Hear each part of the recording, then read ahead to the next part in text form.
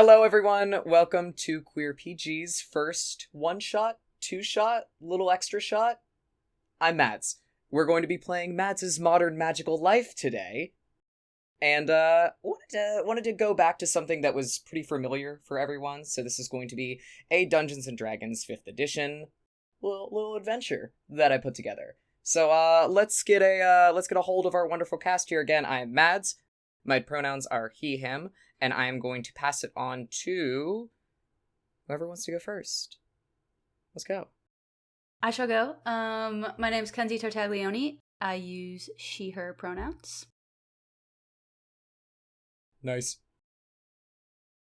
My name's Octa Delgado. I use they, them pronouns. And I am Harper Pettit, and I use they or her pronouns. Hell yeah. So as I said, 5th edition, little one shot, fun shot. Let's roll into it. Let's see what you guys are up to. What are we doing today, everyone?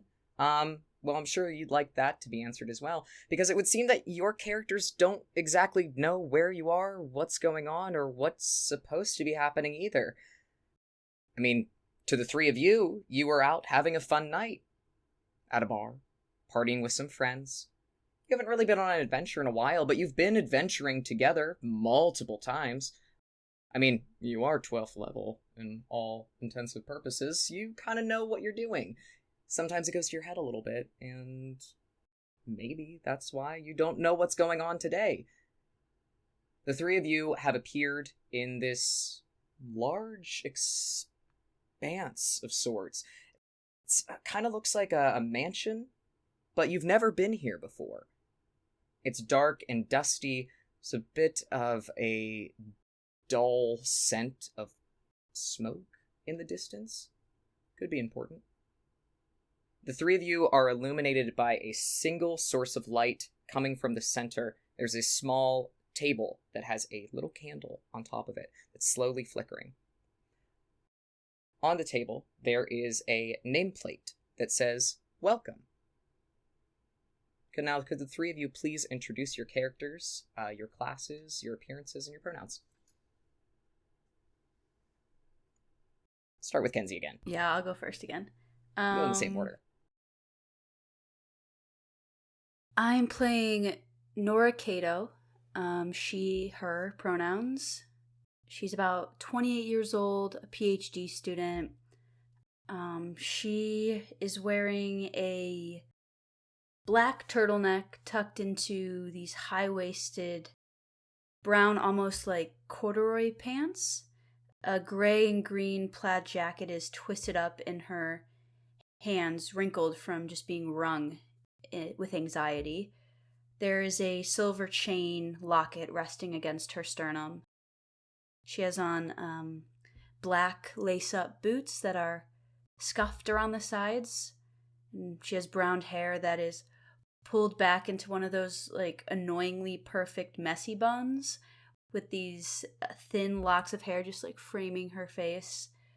She has a collection of silver rings on her fingers that you can briefly see as she tucks a strand of hair behind the temple of these wire frame glasses that are slightly askew on her nose. And as she does so, you can see the very slight point of her ears because she is a half-elf. And she also is a divination wizard. Wonderful. We'll go in the same order that we did before. So nearby, you can see still lying down, slightly slender and tall figure of gray / silvery hair figure wearing a bit of a leather jacket, completely dark. They are only wearing monochromatic shades of dark and white. They have a couple of earrings, one of them showing a moon, the other one showing a star. and seem to be wearing quite dark makeup on their lips and eyes. They do have longer ears on account of their high elf heritage, and they seem to just be staring at the ceiling, slowly blinking and trying to get their bearings before making any fuss. They've given a side eye to just check out on Nora nearby. And they are a lunar sorcerer of also level 12. Thank you. Alrighty, so you would see this individual kind of laying there on the ground. They once were a human, but Coriander, or Corey Smith, she, her, is now covered in green scales. You see, she was trying to get ahead in her PhD program of I think bioengineering, and accidentally made a deal with a witch who basically just like cursed her, screwed her over, whatnot. And now she's cursed as this sort of lizard person. So I guess base, she is a human, but has this sort of like scaly green skin, yellow eyes. She tends to kind of toe that line between like goth and Zoe Deschanel, kind of wearing various like bright and colorful dresses, but always got the Doc Martens on, always has the sort of pentagram choker. She's got purple hair, and yeah, she just like shoots up in this room all of a sudden, pulls her earbuds out. She was listening to like bedroom pop / emo, and looks over at everyone else and sees this like table off in the distance with a candle on it. I was like, guys, what's going on? Like, I thought you were supposed to be like watching out for us. And points to Nora. Okay, this is quite a change of scenery for all of us. I don't really think that we need to be pointing fingers right now. Watch this. And she points too. I'm assuming we basically ended up in one of your houses within the city, Nora. Is this just one of your fancy mansions? That would make this all a little bit less unsettling, I think, if it were, but unfortunately, I'm unfamiliar with this place. You can hear make a perception check, Nora. Okay. I was gonna say Corey kind of whispers under her breath. That's what you get for trusting a trust fund, baby. Do you That think is she a maybe nat doesn't even 20. know how many places she has? Oh, we are starting off strong with the Yeah. nat 20. Okay, So I'm it'll so be a glad that you rolled that 26. now and not during like a battle or something like that. It makes my life really, really easy. Thank you again for that. Because you're gonna tell me I don't know this place at all. You take a cursory glance around by some of Corey's badgering, and the immediate thought is, I don't know this place. Why would I know this place? And as you're looking around, you realize you don't know this place. So it would appear that you are in an old estate of sorts. It's very dimly lit. Again, the only light source that you have is a small circular table in front of you that has a singular candle on it, and that is acting as your only light source about. Thankfully, you do have some dark vision capabilities, but you can sort of make out like the outlines of a bit further back, some doorways, some hallways. Not too certain on anything else other than that. It looks old. Not unkept, not like it hasn't been in use for a long time. It seems to be upkept quite well, but old. There's nothing about the architecture style of the interior of this manor, this estate, whatever this place may be, that it couldn't be in your city. Maybe you're not too far from home, you've just never been inside of this building specifically before. It's like, feels like old money, though. It's familiar in the sense of wealth, but not because it's mine. With that perception check as well, along with the singular candle that is lit at this table in front of you, there is that little plaque, similar to one that you would see like on a teacher's desk that has like a little nameplate like style thing on it. It just says welcome on it on the side that is facing you. It's a very simple looking like bronze placard. Does it move at all?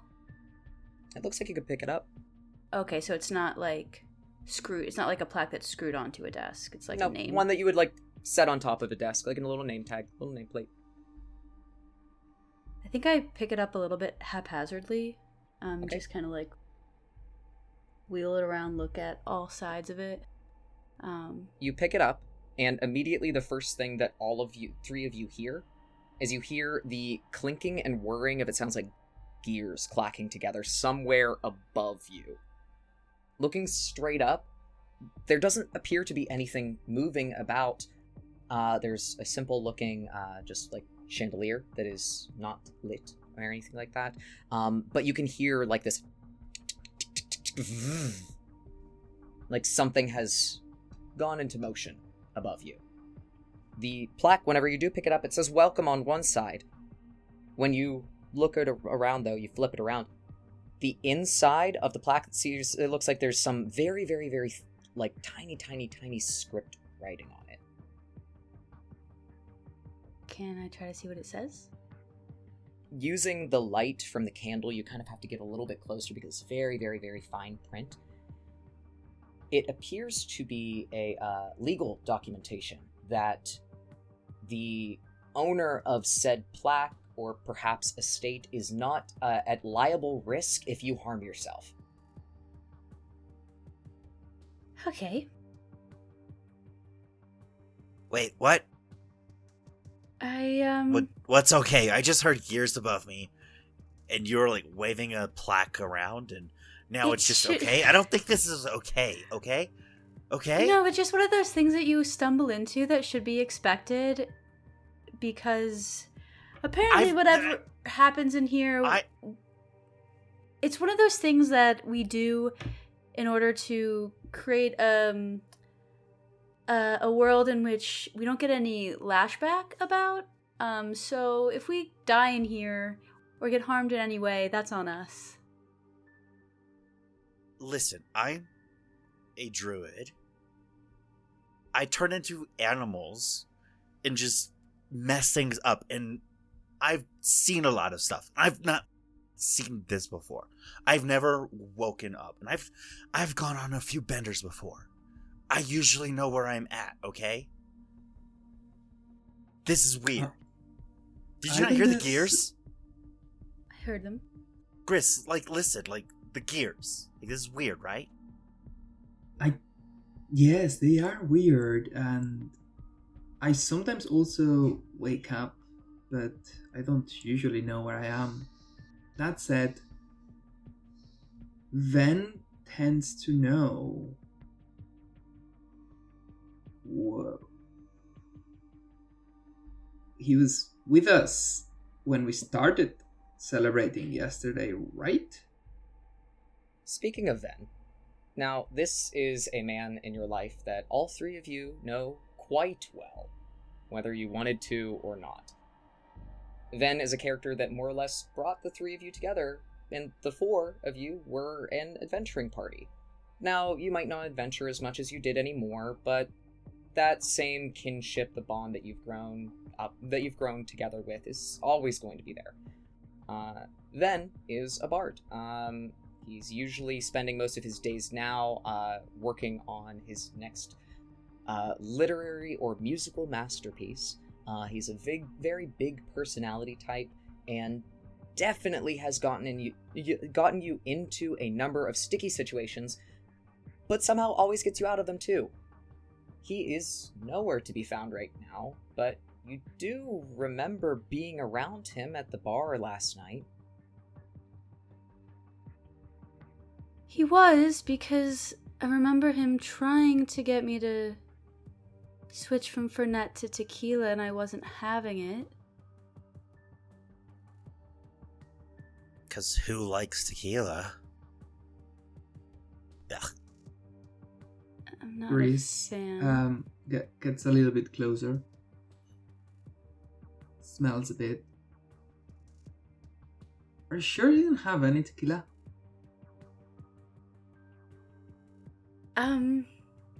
I mean, I don't have the taste in my mouth, but I don't suppose that means I didn't at some point.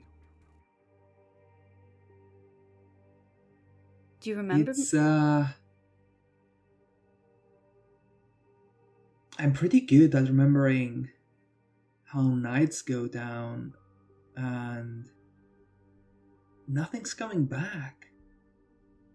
Nora kind of sniffs at the front of her shirt, of her sweater, and realizes that it does smell a little bit like tequila, and that at some point either a shot missed her mouth or it was spilled on her. When you take a sniff as well, you're overcome first by that very distinct scent of tequila, maybe a bit of lime, some salt, but also the hint of lavender, which is something that the three of you also would associate with Ven. So he was around last night. I swear, if we're here because he's playing some big joke on us, I'm going to drop him off the top of the penthouse. that would sound like Ven. And hey, if this is a game Ven is setting up for us, I'm kind of into it. Come on, bring it on, Ven. And at this point, Chris will now get up and try and find the wall. Sure. As you get up and start to move about, you start to hear, all three of you, again, those gears clicking above you. That something is happening here the more that you move around. Almost like the building itself is responding to how you are reacting to the situation. Okay. The table in front of you actually starts to turn slightly. It rotates on itself. It's the floorboards beneath you that are starting to turn slightly, just where that table is, though. The candle in the middle of it stays lit. Almost, you notice whenever it's moving around, perhaps it's a magical candle of some sort. The flame doesn't seem to be moving in a way that would, like, wind or anything like that would try to blow it out. This seems like a stationary light that is going to stay here for quite some time. Whenever that table does move, though, there are a couple of boxes that appear out of the ground. Just simple little boxes, openings at the top. They don't seem to have anything inside. There are 6 in total. So you would see Corey kind of pull out of her breast pocket a little silver sort of container, a flat, and just kind of like plop down on the ground. Well, it seems that every time we do anything, move around or whatnot, something happens. So I'm just gonna sit right here and just drink my water.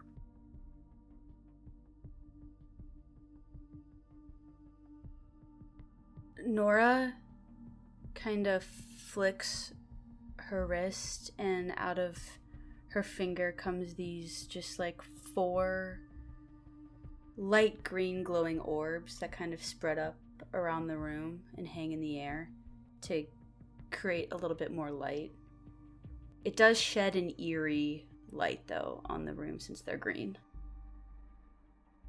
This greenish hue as these little orbs flick away from your hands and dance around the room. More of the room, sure enough, is illuminated.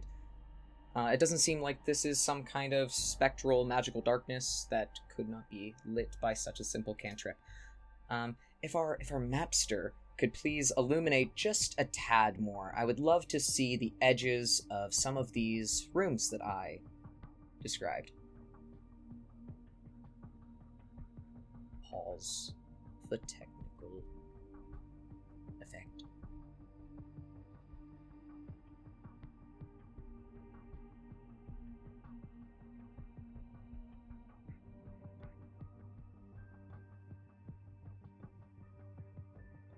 Gorgeous. Beautiful. Amazing. Stunning. You're doing great, sweetie. So, as these little orbs flick around, you can see the outlines of some more walls and some door frames. It appears that there are 9 doors. What would you like to do? Chris will take a hand up, and from their hand, a spectral hand kind of like phases out, and like gets completely vertical on top of one of the six boxes. Get on top of the first one. So, friends, which one should we pick? Is These either boxes that you have your hand on top of, they appear to be like open boxes completely. They are like completely empty on the inside, and they are brought up on pedestals that have risen up from the ground. But the boxes themselves are completely empty. Is either Okay. 6 or 9 a number that strikes as important or significant within our friendship, possibly? You can make a let's do a history check for that one.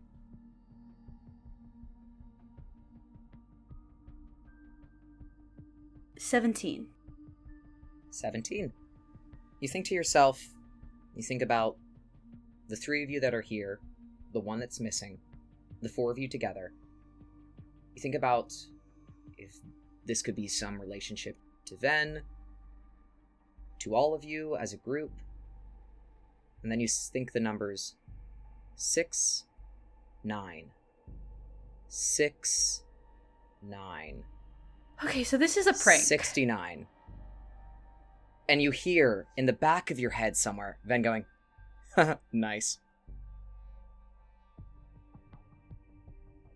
I think it's been solidified in my brain, specifically that this is just Ven playing a little prank, little puzzle for hungover morning.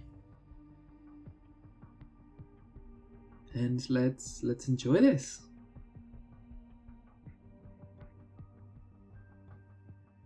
Come on. Okay. Corey, What? we Fine. can have some fun. Okay. I was having a fun time just sitting here, but whatever Ven wants, I guess we'll do. I'm sure we can break his little game. Oh, I'm confident in that. I think that's kind of what he wants. Don't we all just play into his hand constantly? It's the When dynamic. haven't we been in his hand? Okay, so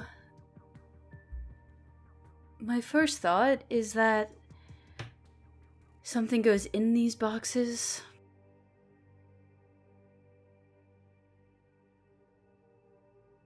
And that something's probably going to be behind those doors. Is there anything within the boxes that distinguishes one from the other? Or are they all exactly the same? I don't even need a perception or insight or anything investigation to check this. They're exactly the same. There's nothing inside or on the box that would deter that there's something different about any of them. Has Corey seen anything like this before? Because, I mean, she was in a PhD program in bioengineering, but still, I feel like she's a pretty smart gal. You can make a history check as well for that one. History, that will be a 19. 19. Now, Corey's studies were in bioengineering and very, very sciencey science world of things. You have a great understanding of simplistic machines and what makes them tick and how they are put together, why they work the way that they do. These boxes, it appears that the removal of that nameplate and perhaps the three of you moving around a bit, maybe there was a pressure plate or something below you that made them appear. The boxes themselves and the pedestals that they're on, that table in front of you, there doesn't seem to be anything extra about it. It's a what you see is what you get situation. Everything about the rest of the whirring, the gears and whatnot. However this home, this estate works, someone has put a lot of effort into it to make it seamless and presentable. And that's all that you can think of right now. Oh, well, it's a little personal escape room, I guess. I guess knowing Ven, does this seem like his MO? Because, I mean, in my mind, kind of thinking of him, as he's always seemed kind of like the happy-go-lucky kind of go with the flow kind of person. When you think of Ven and every adventure that you all have been on together, he is quite the happy sort. He's a very positive person, sometimes to a fault. Sometimes he'll be overly positive in a scenario when it does need a bit of, okay, maybe a more of a somber mood would fit this a bit better. He is quite personable, very charismatic, and tends to be able to kind of shift into that mode, especially when one of you is like, hey, tone it down a little bit. It's like, oh, oops, my bad. Sorry about that. He is a bit of a prankster, though, and loves a good bit. It's strange, though, that he's not here for it, because he also loves when people laugh at his jokes.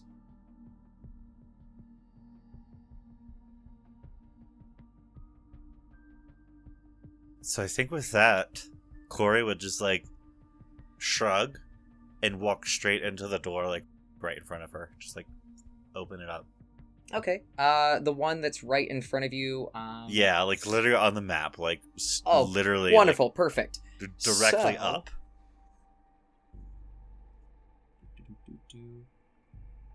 You walk toward that door. Oh, yep, that one. Perfect. Sorry, I just have a bunch of things over here. And I guess she would whisper kind of, as she kind of rushes really quickly, Gris, back me up. And just goes up to the door and opens it up. Okay. Whenever you try the handle, it doesn't seem to be locked. It opens up right away. The door, now that you're a little bit closer to it, it does have a plaque over top of it that says library. And sure enough, whenever you open up the room, there is a large, expansive library set before you. The walls are lined with books, tomes, scrolls, anything that someone like Corey especially could really, really, really get behind for some digging. These walls go up much higher than the room that you were just in even. They stretch up far to the ceiling, these high, a good 20-foot ceilings in this place. And again, just books upon books upon books upon books. There's a small reading table, it seems like off to the corner, that has a bunch of scrolls and papers, documents, what have you, stacked upon it. There is a sliding ladder to be able to reach some of those higher level books about. Looks like a lovely place. And whenever you enter, lights around the room. The same similar, that spectral flame that you saw previously at the table on that candle, just lit, floating about the room. Corey would yell back, "Hey, bookworms!" Wait, that's me too. There's lots of books in here. Come on. Come look at this. It's a wonderful sight. Yeah, Nora has swiftly, upon seeing just a sliver of what that room looked like, swiftly made her way over there and ducked inside. And while she is looking for, like, maybe clues and stuff, there's a little part of her that's also just looking to see if there's, like, any old first edition things that she could possibly pocket. Of course. The three of you, if each of you could make either an investigation or a perception check whenever you come into this room. Just let me know which one you choose. I did perception, and I am at a 15. 15 for perception. Is anyone else going to be rolling perception? I'll do perception as well. Okay.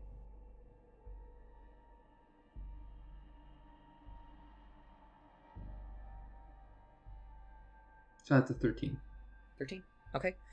With a 13 and a 15, when Corey and Gris, you both come into this room, it's the scene that I described for you earlier, that this very expansive, large, beautiful library, just chock full of anything that you could imagine.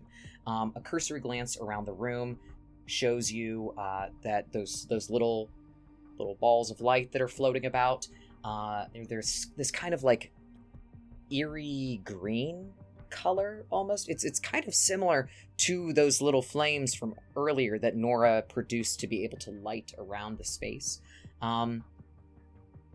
There's not too much that I didn't describe already, just with that cursory look around, that quick perception check, except on the table off to the side that had all of those scrolls and everything stacked upon it. There appears to be, it looks like a slab of metal that just seems a bit out of place sitting on it. And for Nora, you were going to do investigation? I got an 18. An 18 for investigation. So with that investigation, you're more specifically, instead of just that quick glance around the room with everyone else, you're trying to look to see if you can find maybe like an expensive scroll or a book that's something that would pertain to your interests a little bit more, something that would catch your eye.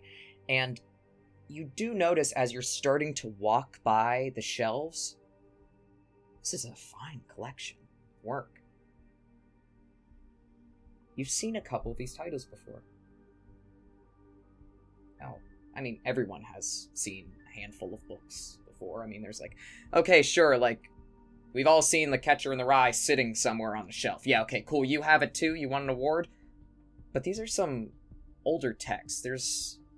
They're very specific too in nature.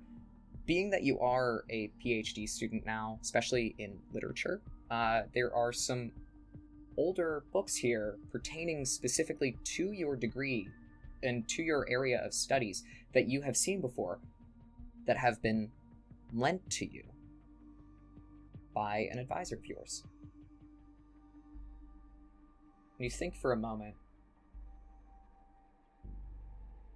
could your advisor, maybe Professor Anna Curry, could she have a hand in whatever's going on as well? Especially if this is some kind of bit with Ven. I mean, Anna Curry does tend to send you on a lot of missions and seems to know a lot about the town. Could this be where she gets those books from? Could these be hers? Could she have borrowed them as well?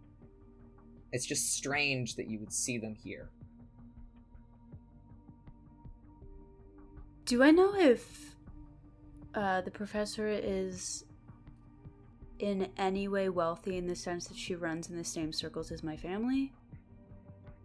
So, what you know about the professor, she is a tiefling of age. I mean, no one would ask a woman her age, obviously, but maybe she's pushing 50s, 60s. She seems like she has an air of knowledge about her that is far beyond her years, even. She does tend to rotate around wealthy circles.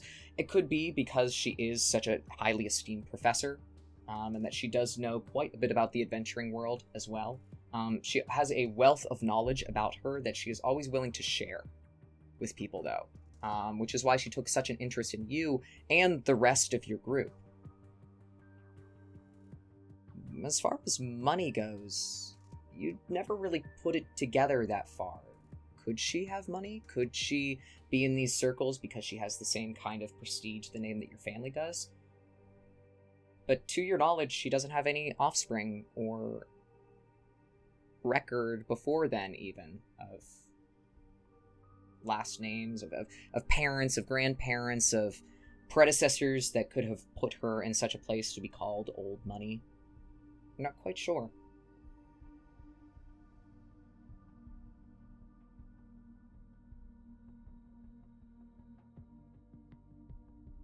With all of this before you in this large library, is there anything that the three of you would like to do next? As I'm kind of... Go ahead.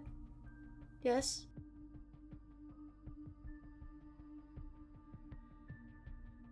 Well, that's because I've borrowed them before. Like these exact ones I've had in my possession before. And I think they belonged to the professor. To Anna? Yeah. So I don't really know why they ended up here.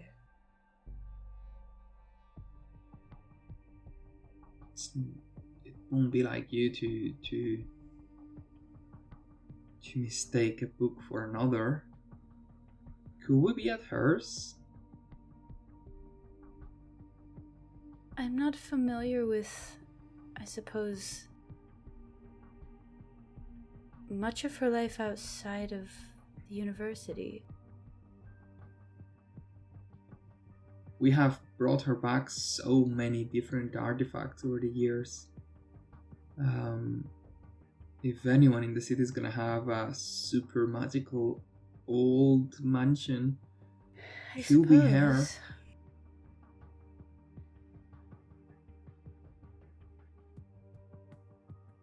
I used to hang out with most of my professors back in both grad and undergrad, and this is certainly a lot nicer than any of the professors I used to hang out with, which is kind of strange in my opinion.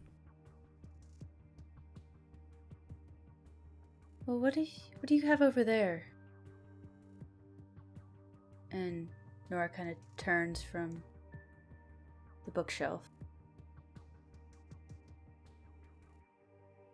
Just another pen? And I guess Corey would point to like the piece of metal kind of on the table that kind of sticks out like a sore thumb. Whenever you point this piece out, the three of you, your eyes track over there. It does just seem a little bit odd. Like, this is just a very, like, paper-heavy room, if nothing else. To have a hunk of metal just sitting on a table. When you get a bit of a closer look at it, you can actually see that it appears to be some kind of, like, a pipe, almost. It's a little bit bent off to the side, though.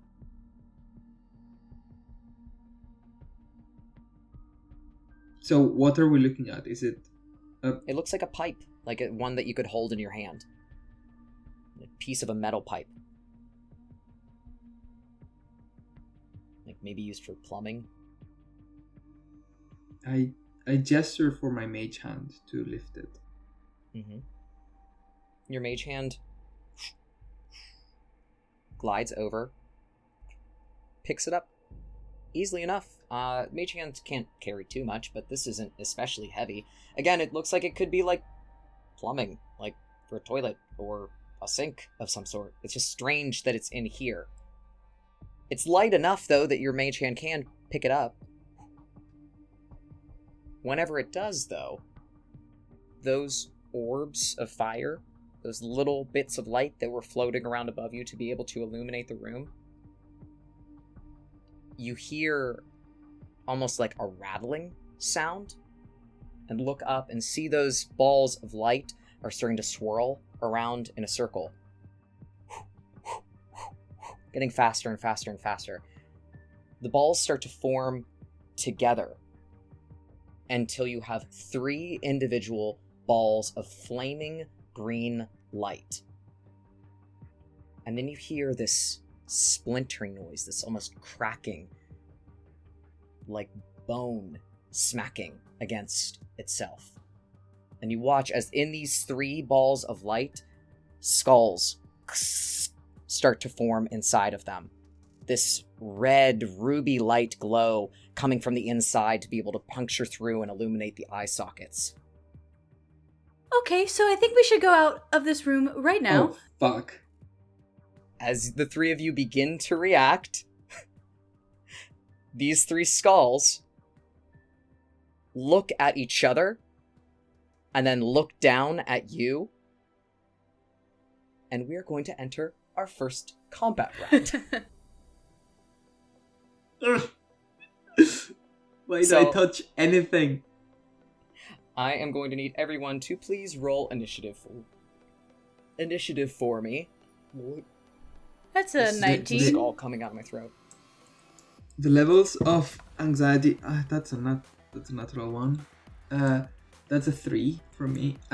The anxiety I have about flaming stuff on a library is I'm not having a good time. Yeah, no. Yeah, Yeah, I don't really Yep. like it. I mean, this is stuff that maybe you would not want to catch on fire. It seems quite flammable in here. To our mapster, could you please keep track of the initiative rolls for everyone on the map? I got a 23.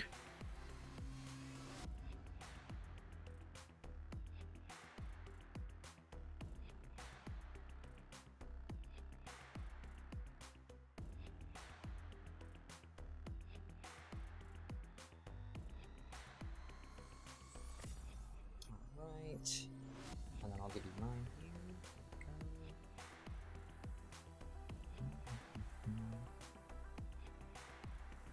You put down a 16 for me, please.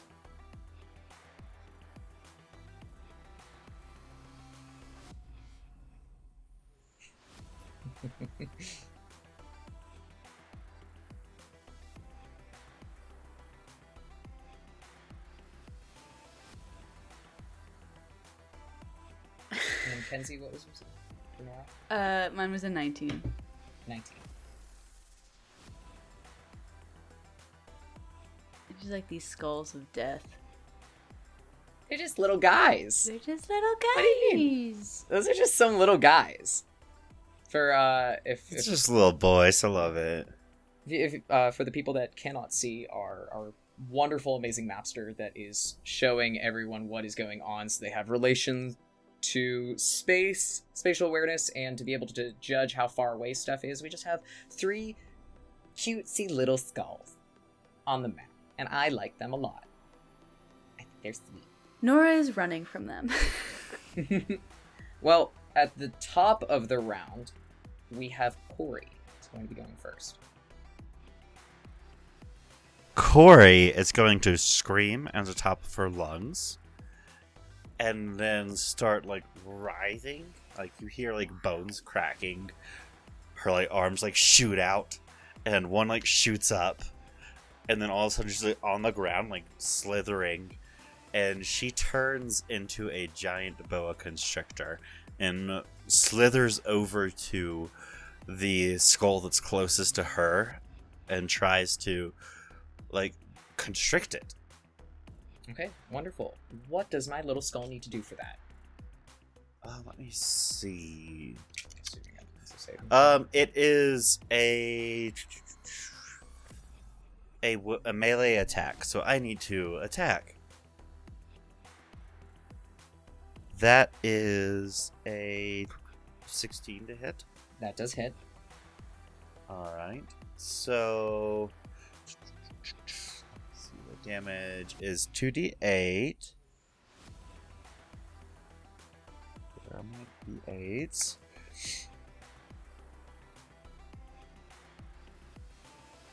So it's 8. 10 points of damage as she sort of like wraps around this skull and tries to like start to close around it with her snake body. I'm sorry, could you say that one more time? How much damage was that? 10. 10 points of damage, thank you. Mm-hmm. And Where's my now that calculator? skull Because is I can't do some restrained math. too. Oh, restrained? My poor little skull can't rattle around.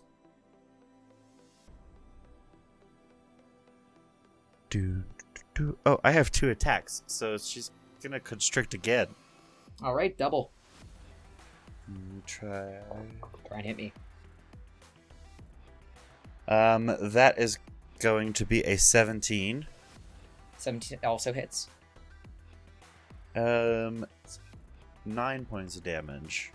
Wonderful. And both of those are bludgeoning, sorry. Wonderful, thank you. Mm-hmm.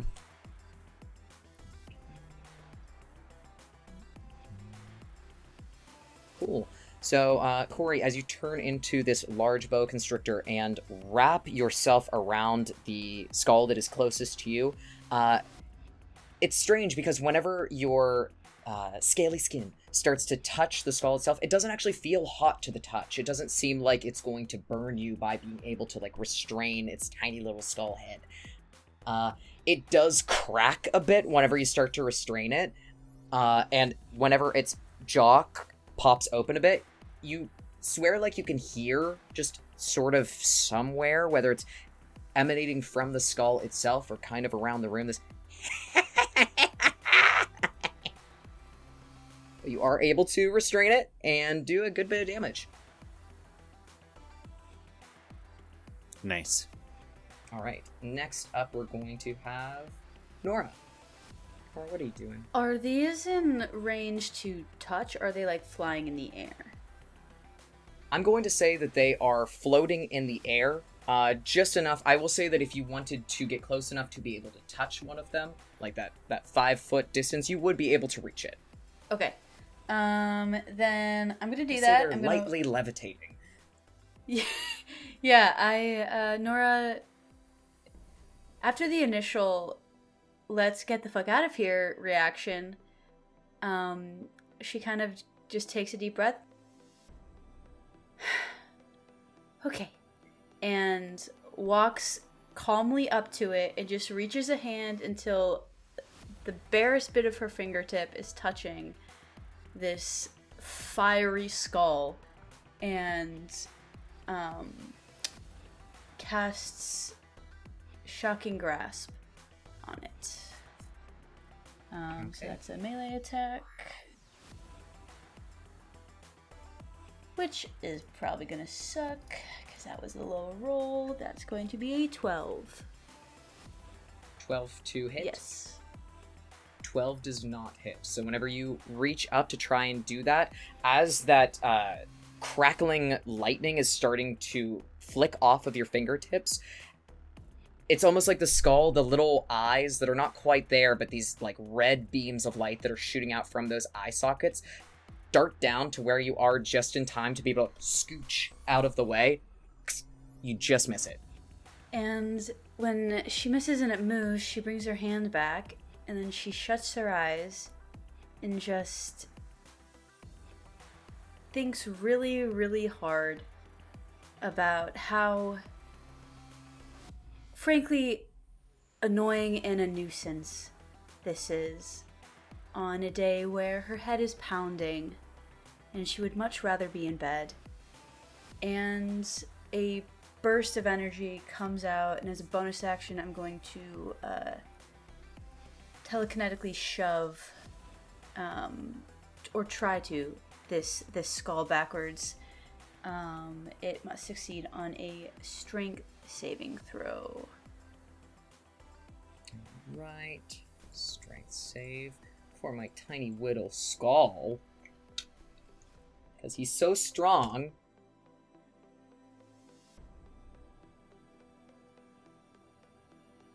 You made this. And is this a, is your telekinetic ability, is that like a, spell itself?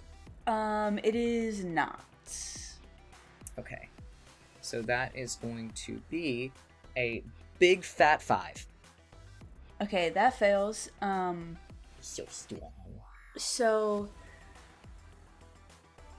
the attempt was to shove it, like, hopefully maybe back into a wall and cause some damage, but it can only move 5 feet back, so do with that as you will. Okay. It appears like it's kind of right in front of you, so whenever you shove it back, poof, smacks against the bookshelf that is immediately behind it. Some of the books that are on the shelf itself start to shake and rattle. A few of them clunk, clunk, clunk, clunk, clunk, fall down. One of them, bonk, smacks against the skull's head. Kind of does this comical, like, whoo, like spin in place, and then goes, shakes itself, and then it's still there. It seems like it maybe took a little bit of damage, though, from smacking its little skull head. Alrighty. That will be the end of my turn. Alright. Awesome. Well, the skulls are up next. I like saying that. It's the skulls' turn. It's time for bones. Each of these skulls...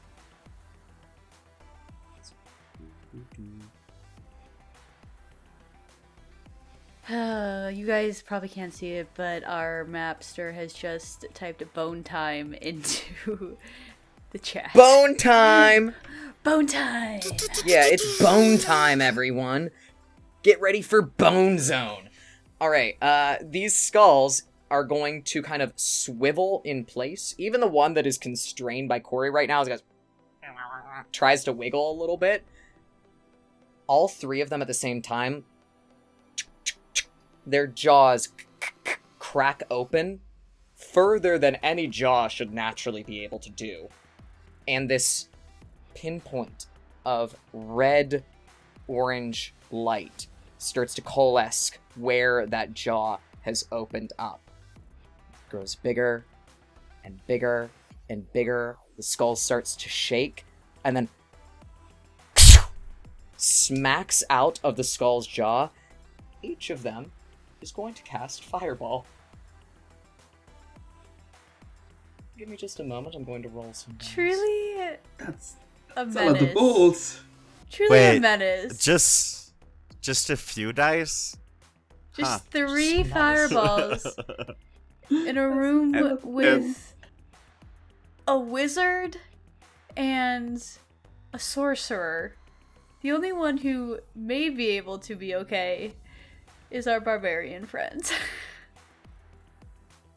It's just some dice, guys. It's just, I don't know why you're freaking out. It's just some dice. It's Just 1 die for each fireball. just a few. It's I just wanted to wake up in my little Is this what the apartment above the counter? bakery, read a book, and here I am instead. Aren't you having so much fun? Isn't Nora this such a good hates time, this. everyone? Isn't this such a good time? I feel like Ven and Nora are like this close to blows, and this might have pushed Nora over the edge a little bit. I love Dungeons and Dragons. This is such a fun game, everyone. I'm having such a good time. Aren't you so glad that you asked me to DM this? Yeah, having so much truly, fun. truly This is though. great. Sarcastically, yes, and also honestly, yes. All right. From the 3 of you, could I please have a dexterity saving throw? As these fireballs launch up into the air above the skulls and smack down on top of you. 19. —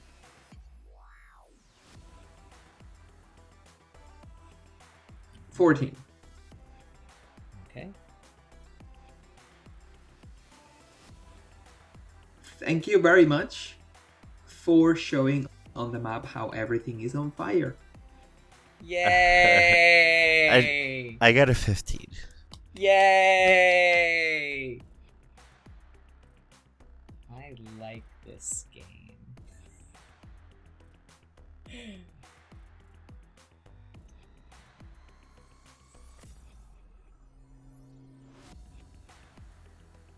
Just one moment. Sorry, I lost the one number that I'm looking for on here.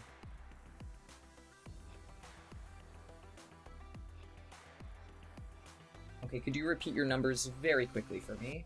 19? 14. Thankfully, by the grace of this building, your friendship, you all have enough time to be able to dodge around the worst of where these fireballs are landing. You all take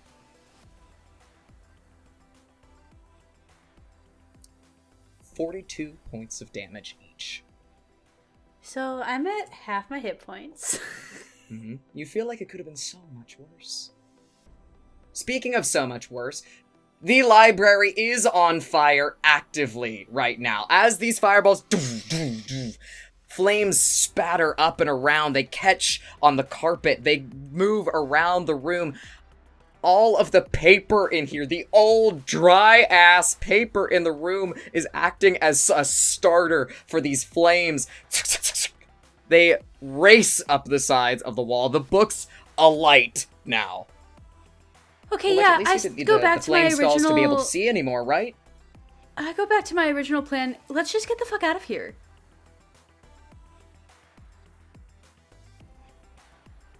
Yeah. Let's do that. And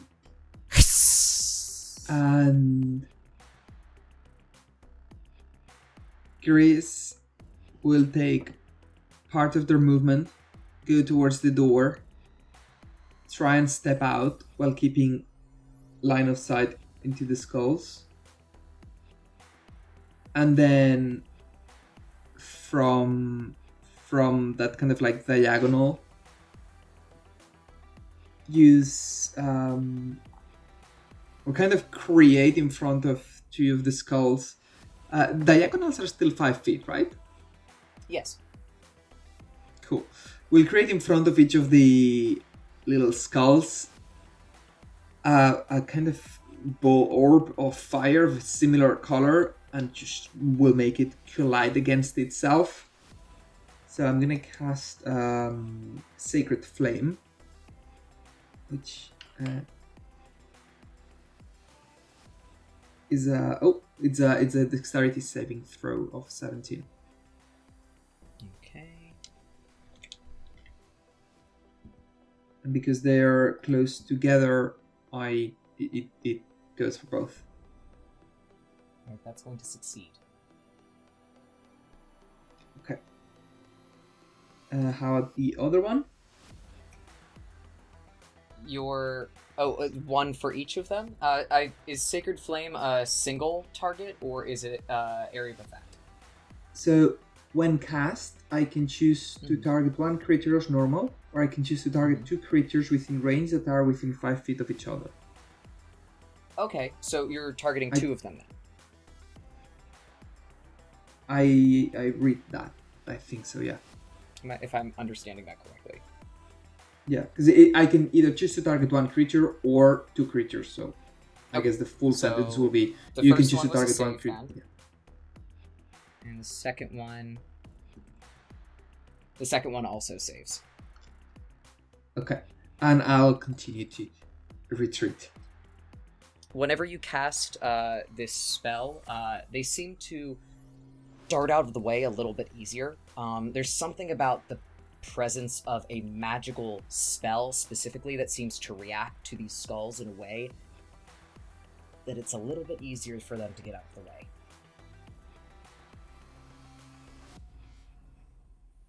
But whenever you leave the room, the door is still unlocked. You're able to get out into the hallway. You can see from where you are back in the hallway now that the fire is a roaring in there. It's still going pretty strong, but like the heat isn't traveling outside the room. The rest of the room, the door and everything like that, there's no concept of there being like fire or anything like that escaping either. Guys, come out. It's much better out here.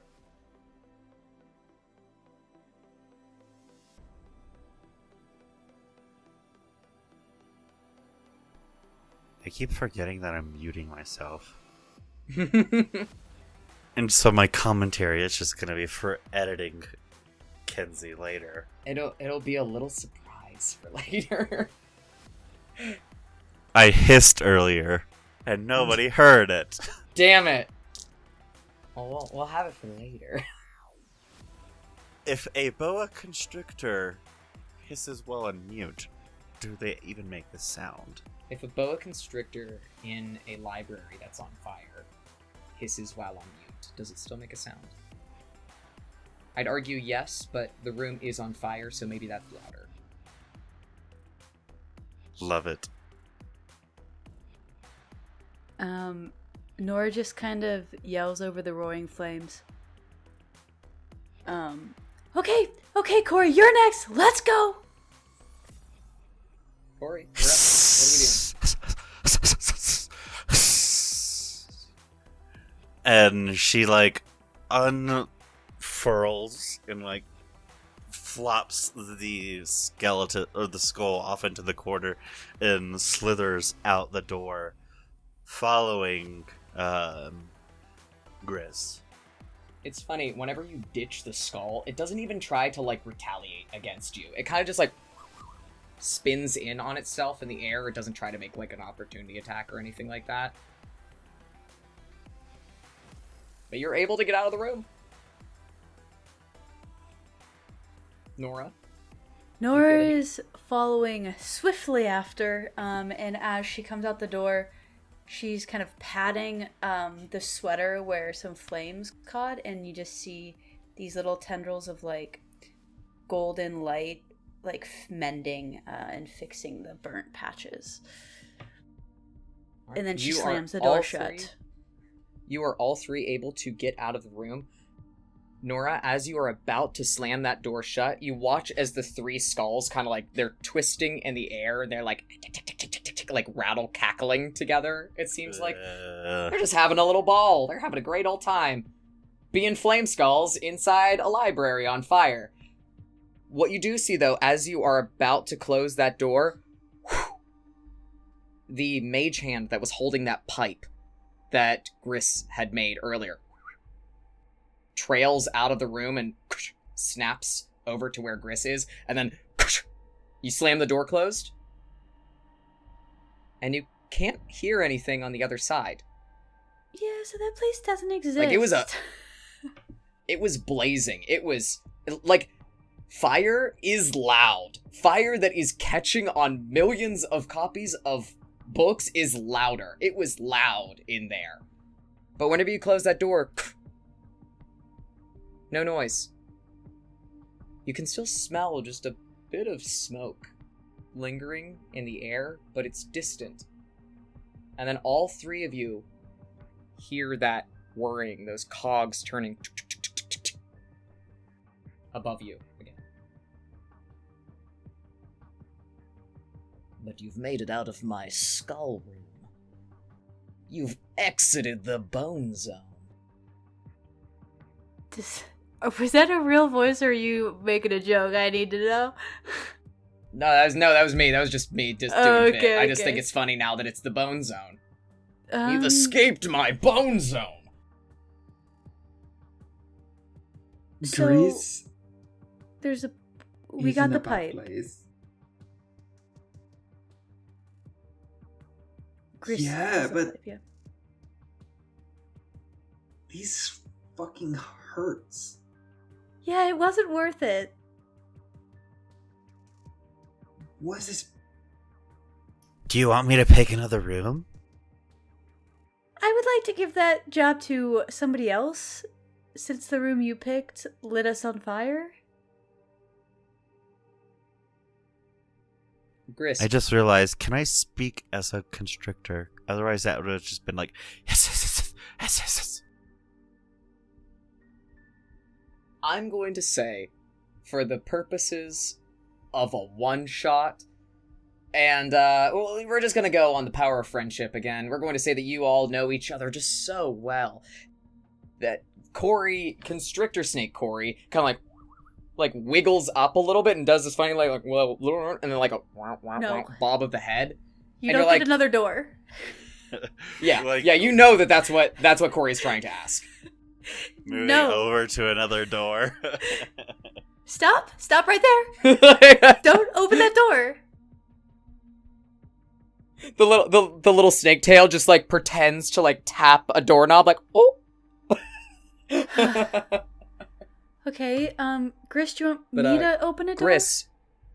Gris, you are holding this pipe right now. This mage hand that Mhm. snapped back to you. Now the pipe is in your hand.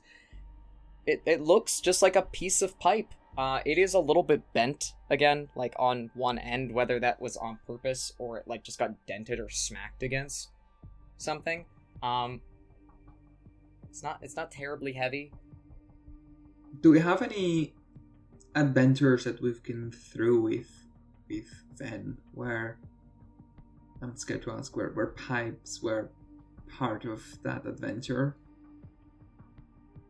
Make a history check.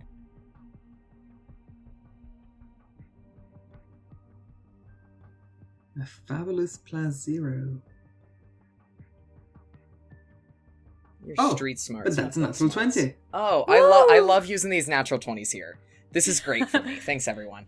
Guys, like, again, no. You did it. You take a look at this pipe. You turn it over. You look through it. You can't look through it because it's bent, and so you're looking at metal whenever you try to look through it. Is there any time that you would have used this? Or something like this? No. Shit. But it does look like it's I about just- the size to fit into one of those weird boxes. I'll just take the What's it pipe, got? hit the door with the skulls. Tang! And then just go into the 6th box and just let it in there. You drop the pipe into the box. Clink, clink. The box shakes, turns, and then goes down. Like the pedestal descends just enough that it locks into place.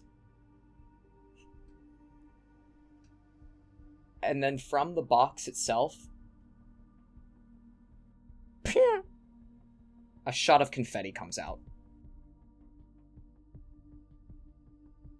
And then you hear That's it. kind of like a scaly, like, and you look over and you see Corey, like, slapping her tail, like, on her body, like, applauding.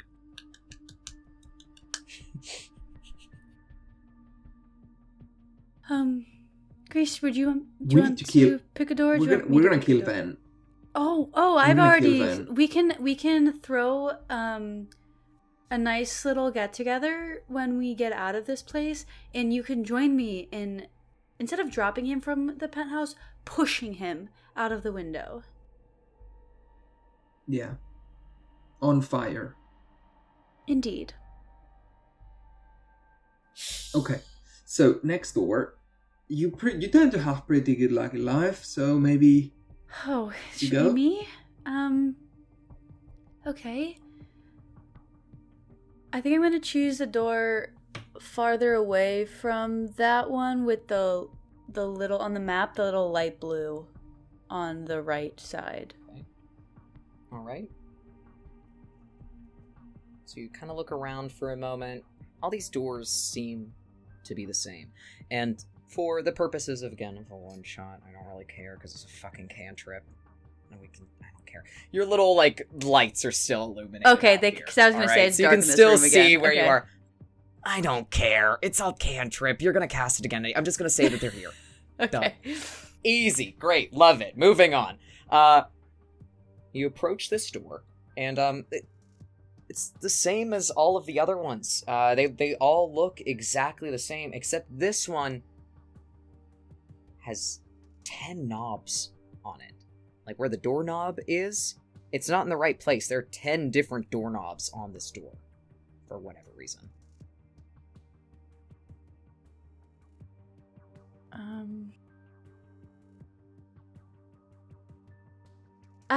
Yeah, Chris, as you were saying luck, I picked a way too hard one.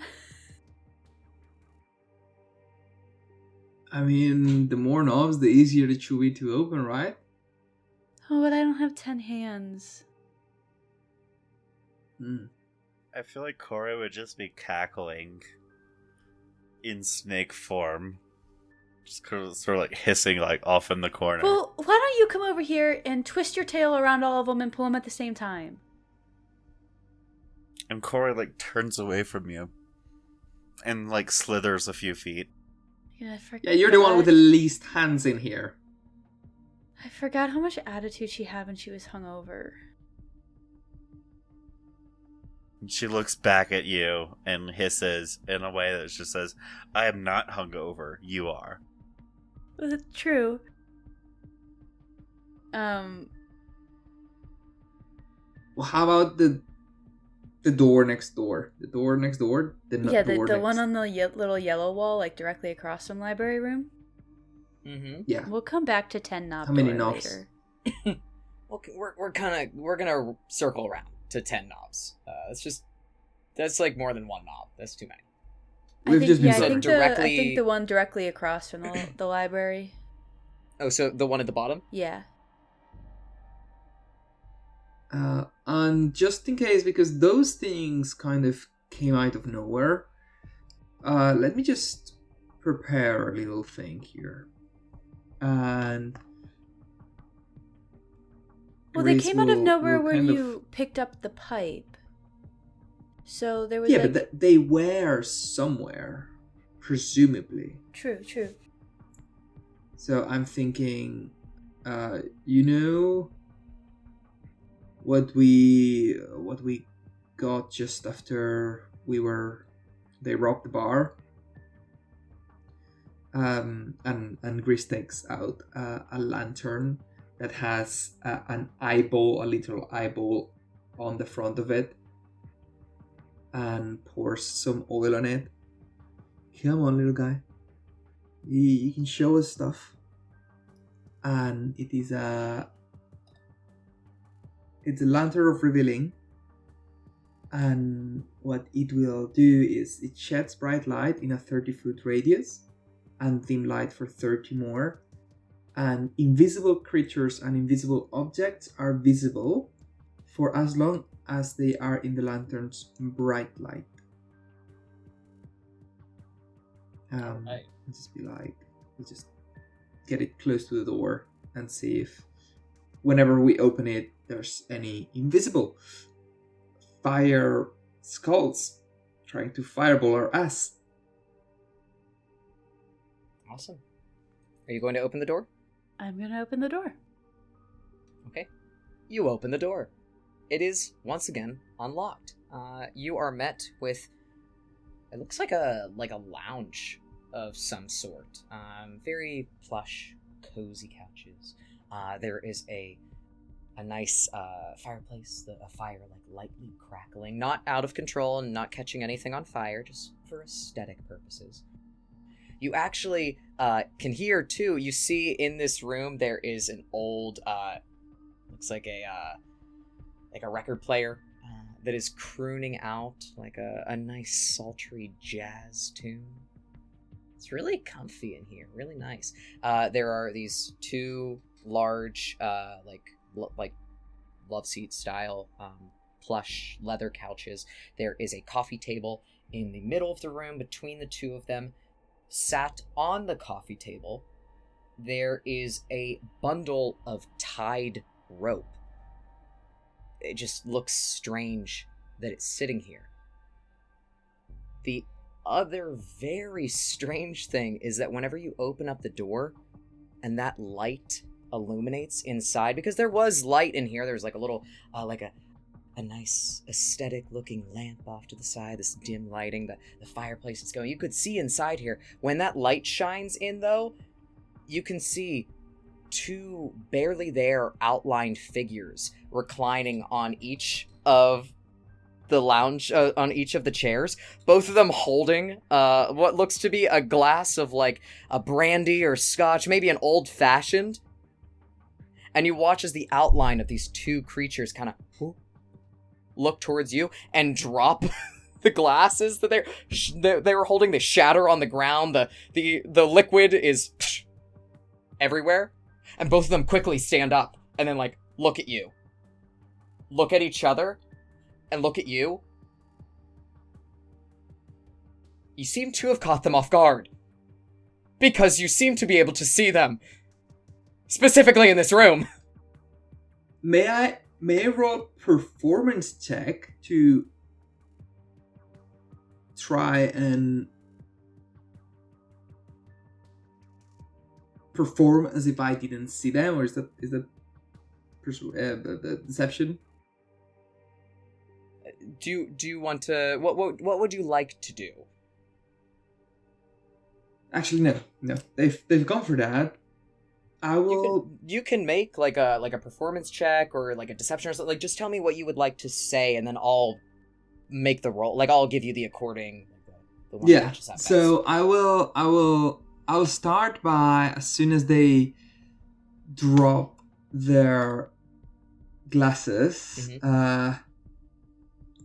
I would like to, if you'll allow it, with Shape Water, retain their nice drinks floating in front of themselves.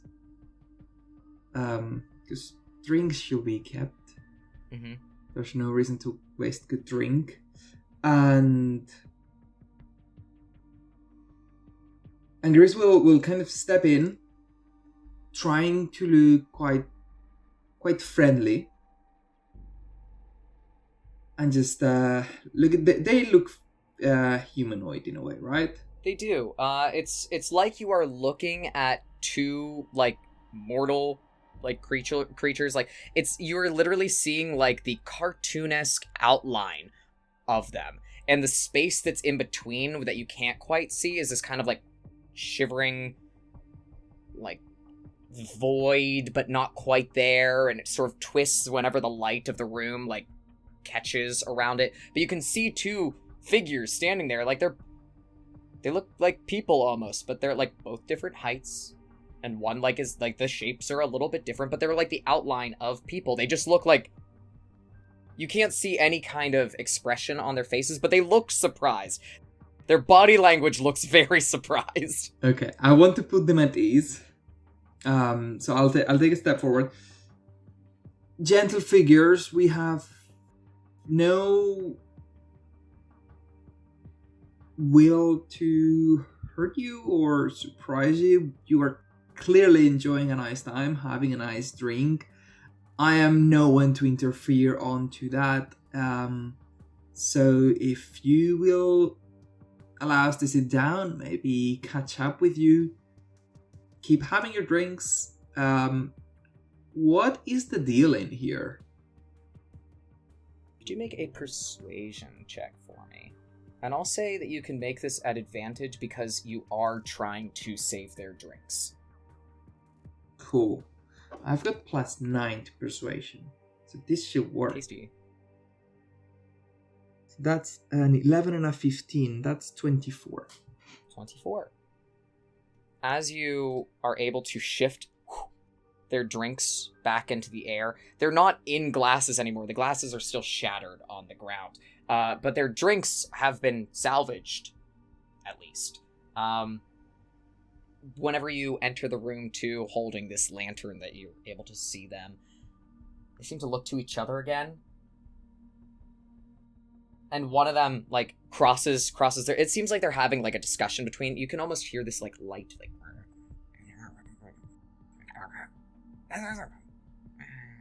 murmuring between the two, like they're trying to decide what they're going to do next.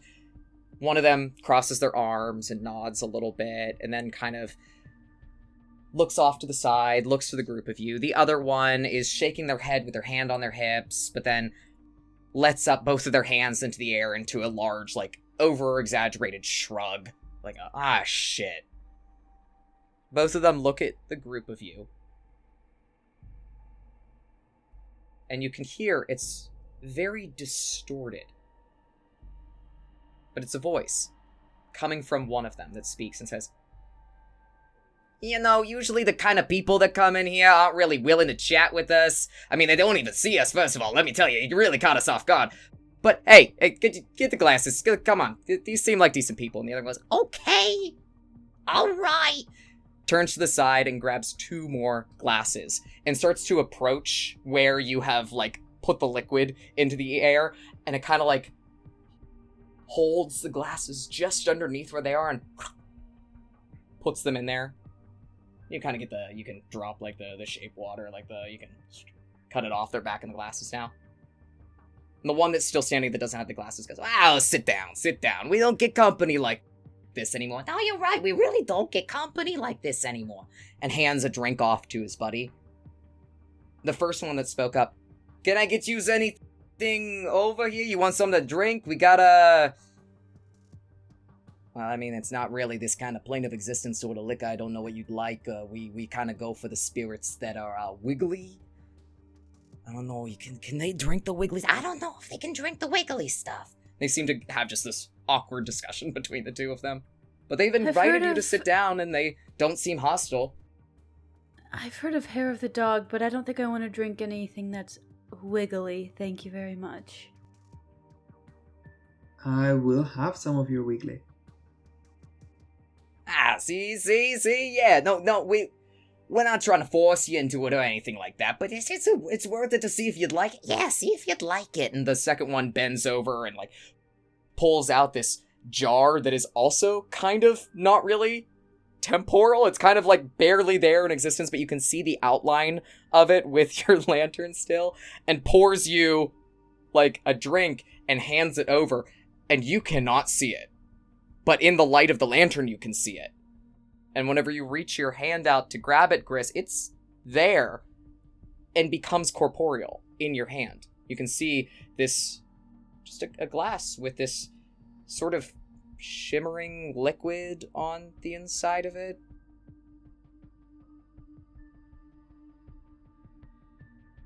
I will, with one hand, there's a greenish dark jewel around the necklace on my chest, so I'll grab that and I'll give it a sip. Mm-hmm. You drink it. It tastes like nothing. I'd say that it tasted like water, but water even kind of has a taste to it. It tastes like nothing at all, which is very alarming. But then you kind of let it settle for a moment. Feels a little bit warm in your tummy. You blink a few times. These figures, and Gris, this is only you. All of you can still see the outline of the two of them with this lantern. But Gris, whenever you start to focus, it's almost like they come into existence. And you see 2 people standing there, dressed in, like, really old, like, old-timey mobster kind of looking attire. They're just 2, like, not disheveled, but they're just, like, two dudes just standing there looking at you. And it's just weird because you definitely couldn't see them a minute ago. I'll pay a specific compliment to one of their pieces of clothing. Mm-hmm.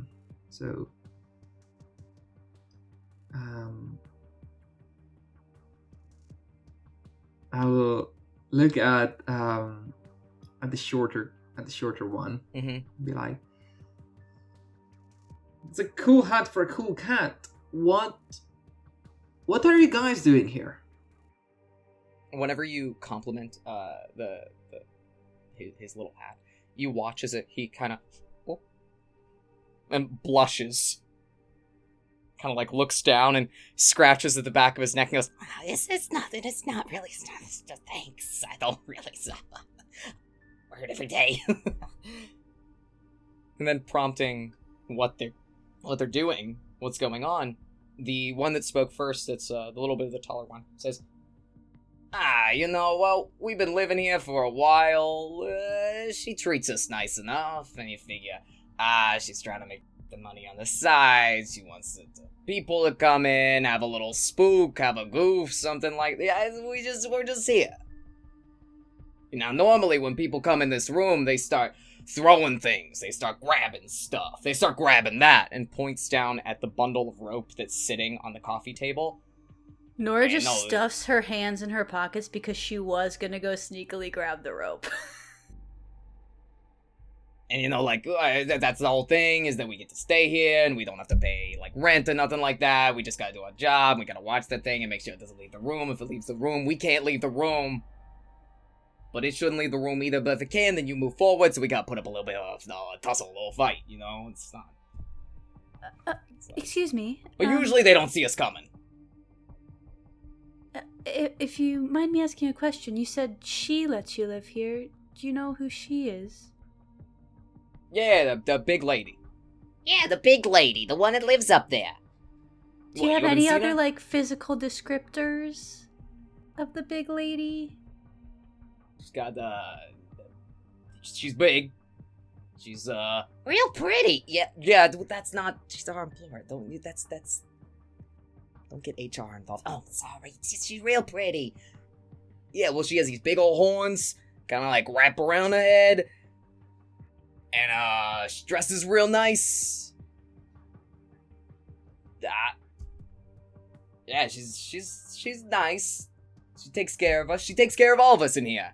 If it's who I think it is, she is very nice. I can't figure out her intention for trapping us down here, but... So we can't take this rope. You won't let us? The figure looks down at the rope and looks back up at you. And then, seems to, scratch his nose a little bit. Well, like I said, normally, you don't see us coming. That's the whole point. We're just in here, and we grab you, and we attack. Yeah, I like the attacking part. Not now. But, that's our whole thing. And you can kind of see us, so this isn't super fun for us anymore. I was about this. I'm gonna give you a little fun thing. Looks at the other one. Joke? Puzzle? Riddle. A riddle. I love riddles. How about I give you a riddle? You figure it out. You take that rope. I don't do nothing to you. You want to try it? Yeah. We should try it. All right. Hey, for Nora, could you please roll a D100 for me? I need a percentile die roll from you. Love those so much. 57. 57.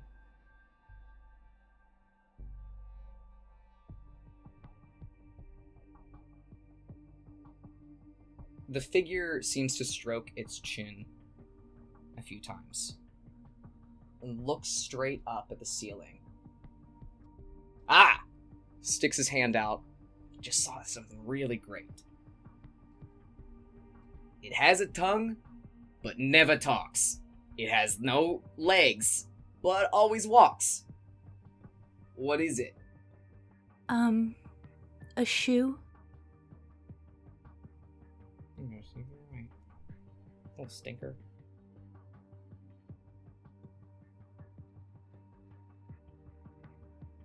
The figure's hand that was in the air, so certain of itself, you watch as the finger kind of curls in.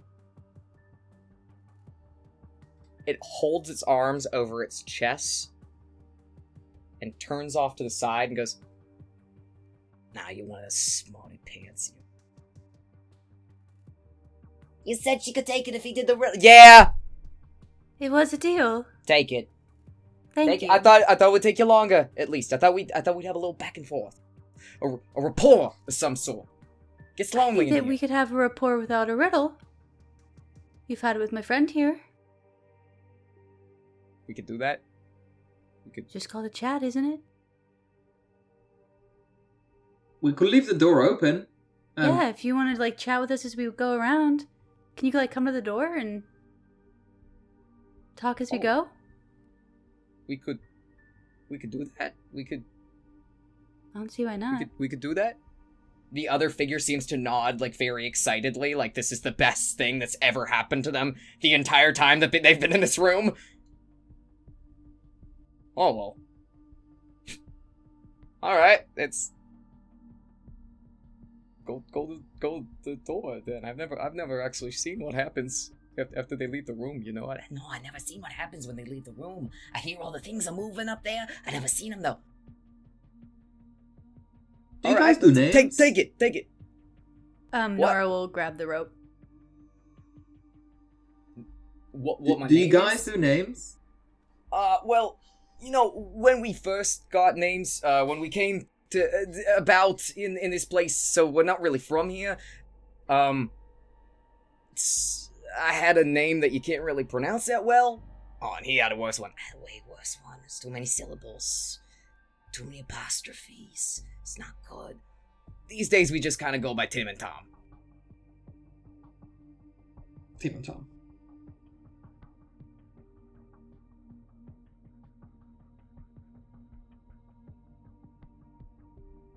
Nora will grab the rope, leave the room, and put it in one of the boxes. Okay. You leave the room. Whenever all of you leave the room, the two figures kind of like walk behind you excitedly, like they're trying not to show it too much. They're trying to be cool about it. They're trying to be relaxed, and they have their little like cups that they're bringing too. But they're like, you can see from the lantern that whenever it swivels back around, you can see them like almost comically like stacked, looking out the door, like they have never seen whatever happens out here before. They just attack people and then get reanimated later. Tough life. But they look out the door excitedly. They go, yeah, no, put it in the box. It's supposed to go in the box. Whenever you put it in the box, same thing as before. The pedestal lowers just a bit. It turns in place, and then a little jet of confetti shoots out of it. And then you hear, like, from behind, yeah, the confetti, yeah, oh, shit, that's great stuff! Like, they're losing their minds. They love this.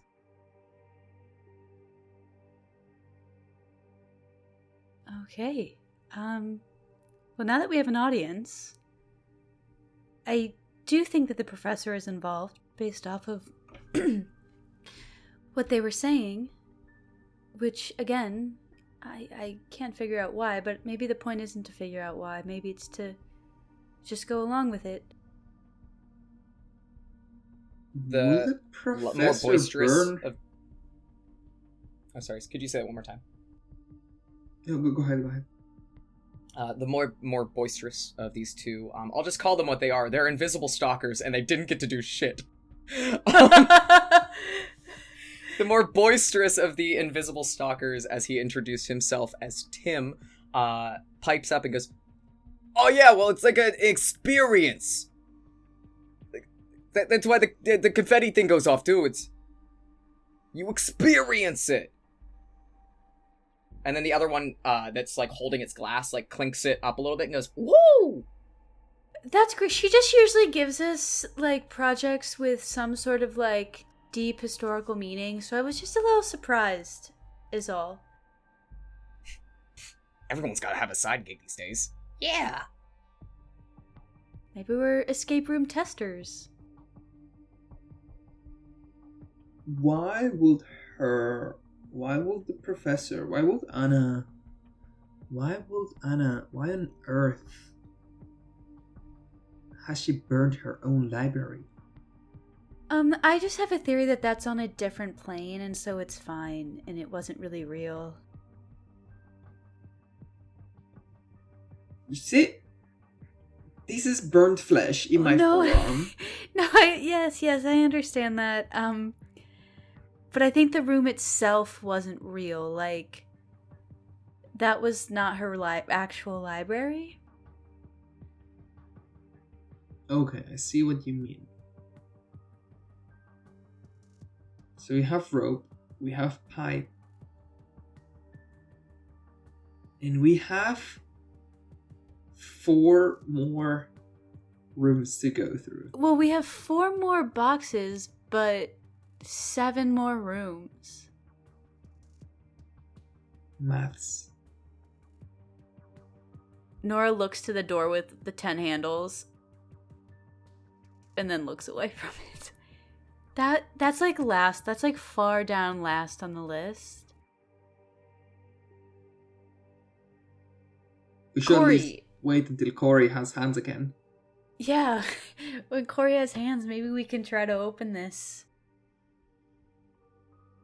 So Corey would hear that, and you would hear like a hiss that kind of like turns into like a scream, and you notice like she like kind of like transformed from the snake into her kind of like lizard person self, and says, I mean, I was enjoying being a snake, but I guess I'm back to this.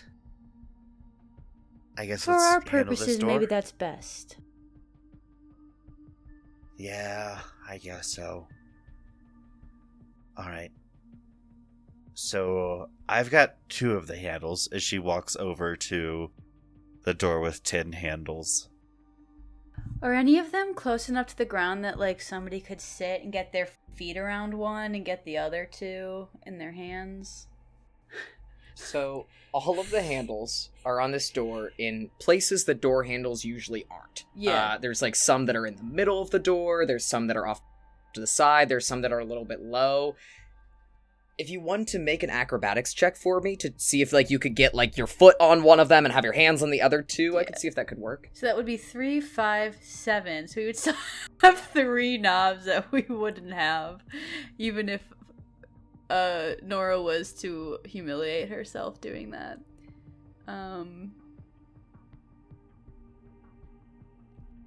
We also could be I thinking. can deal with 3. You can do 3 as well. Hold We on also a might second. be- I'm trying to see what monsters I can turn into. I mean, I'm also thinking that maybe we should just try the knobs since we haven't tried that yet, and the other doors were just like unlocked. So maybe we don't have to pull all the knobs at once. Maybe we That's just why have to you find two- a particular knob. I'm trying to think. What if I turned into an animal that had multiple appendages that could like be used? Well, they would need to be You know- opposable in some way to turn. Yes. But I could also maybe turn into like I don't know, like an octopus or something. Maybe that would Oh. work. How about we try and see if it's unlocked first? I agree. And It then looks we do the daunting, but it octopus. might be easy.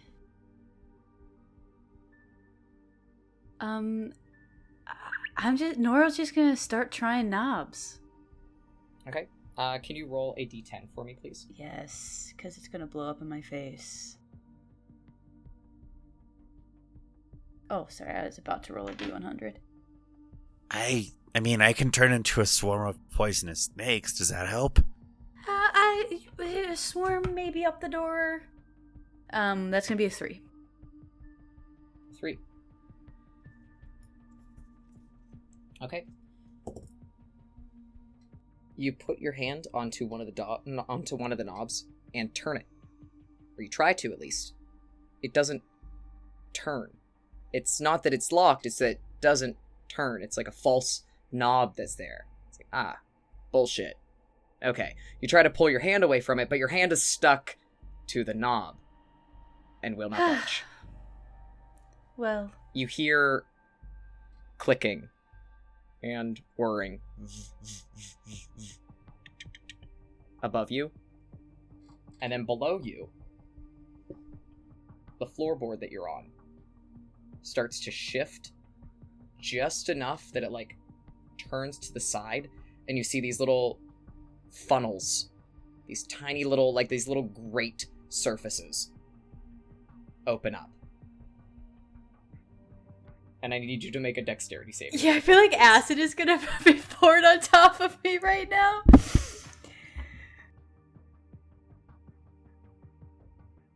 $17.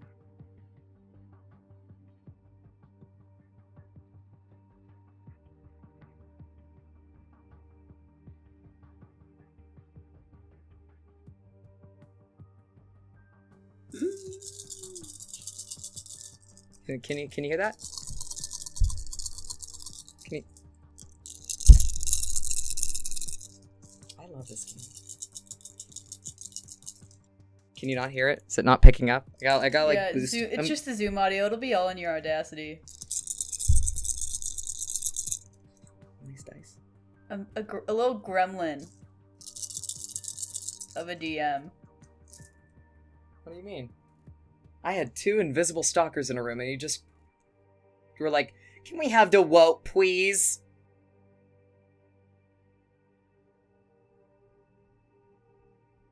This is a great game. It's a lot of give and take. You were like, give and take. Shoo. That was so quick. That was insane. I love that you pulled that item out that I gave you for that room specifically. Yeah, that was really dope. Just without knowing at all what you were getting yourself into.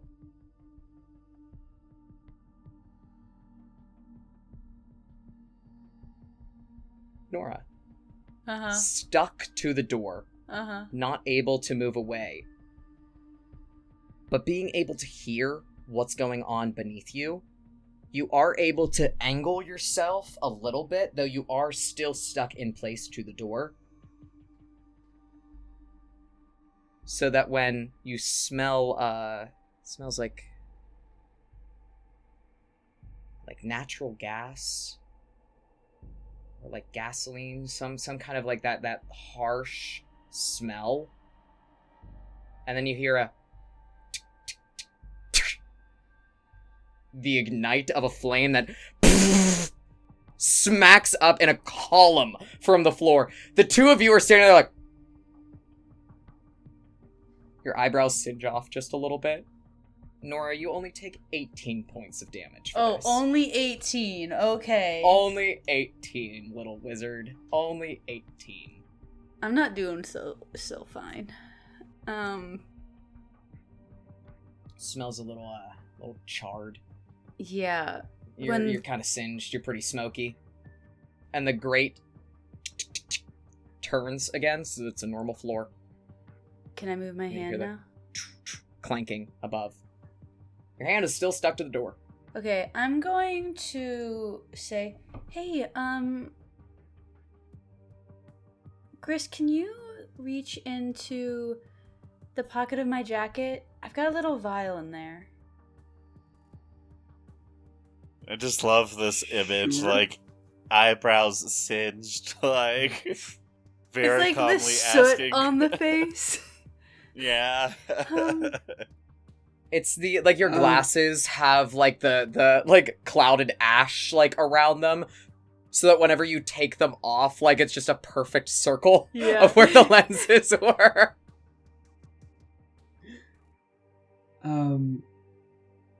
I'll go there and I'll take the little vial and just give it to you on your other hand.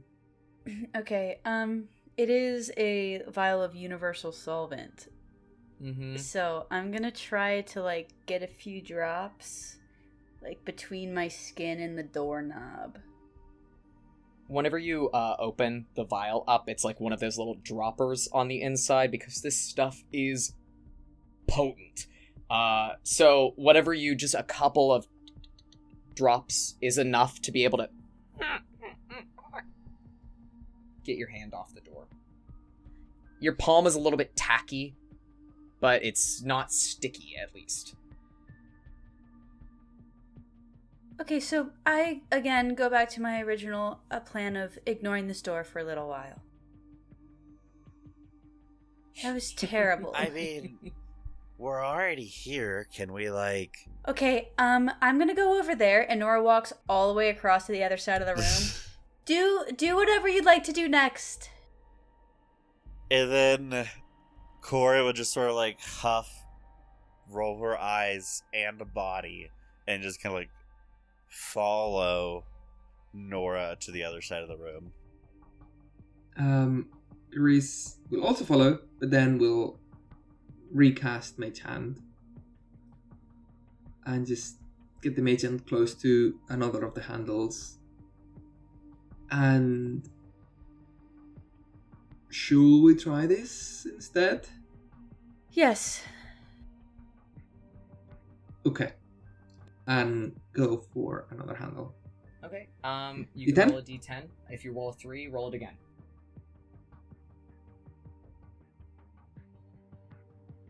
That's a 9. 9. Your hand goes forward, tries the handle. It's the same situation that Nora had, where it seems like it tries to turn, but it's not actually turning. However, because it is a mage hand, it can't really get stuck on things. And whenever the grates move and that column of fire blasts up from the floor, the only thing that happens is that you can just smell like the scent of lingering smoke.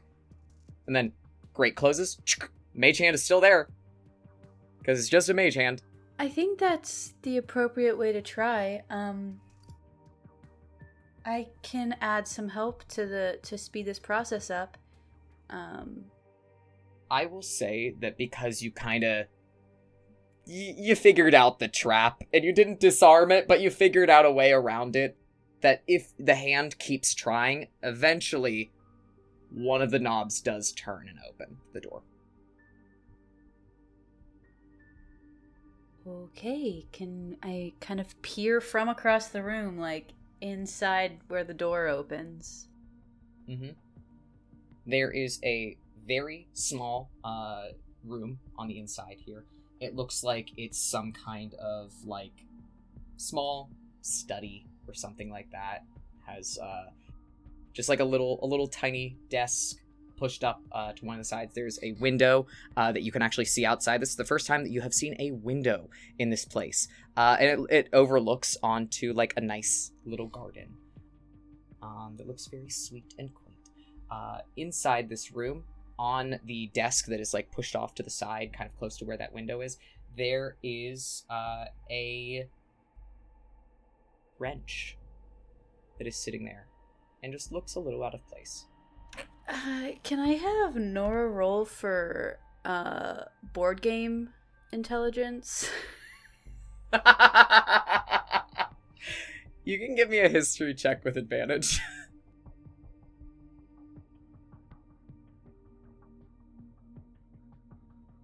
That's a nat 20. For 28. You look down at this wrench, and something scratches in the back of your brain. And then it's almost like you blink, and for a second, you are not Nora, and you are looking down at a map that looks really familiar to a very familiar, commonplace board game that is in many homes throughout the world. You feel like it probably starts with a C and ends with an OO. Suddenly you blink again, you are Nora staring at a wrench, and you're like, yeah, I should pick that up. Don't you guys love this game? Before I pick it up, though, I want to do like an investigation check to see if I'm going to be lit on fire again if I touch this thing. Yeah, you can make a, you can do, investigation. 23. 23. Whenever you look down at this wrench on this desk in this cute little garden that is outside, one of the windows is cracked open. There's a little bird that's chirping along. It seems very, very nice and not fiery and not scary. It seems like the trap was the door and that this is safe to pick up. So I pick up the wrench and I wipe some soot off of my cheeks as I go into the middle of the room and drop the wrench in the box. Clunk hits the box. Same thing as the other two. It twists and turns down, locks into place. A little bit of confetti shoots out.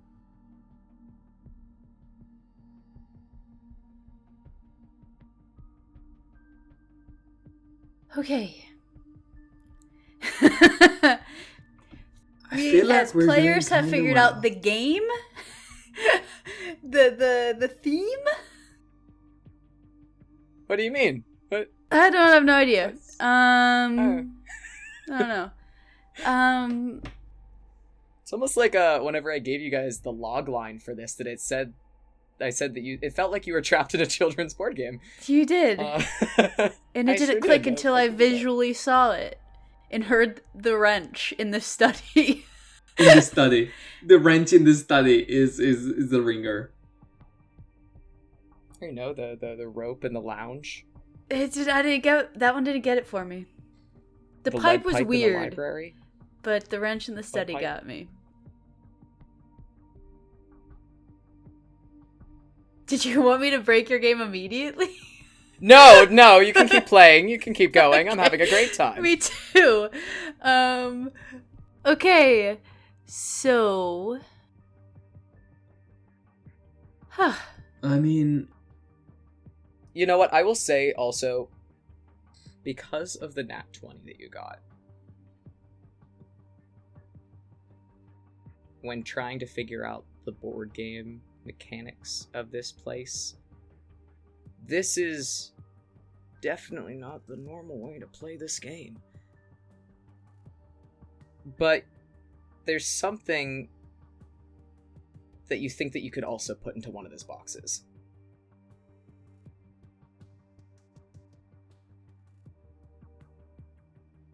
Myself. No, I'm just kidding. Jump in the box. Turn Corey into a snake, put the snake in the box. You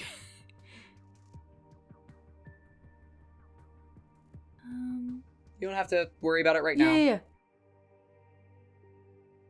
Okay, 3 down. 3 to go. Why are there more rooms than there are boxes? Is there going to be nothing in some rooms?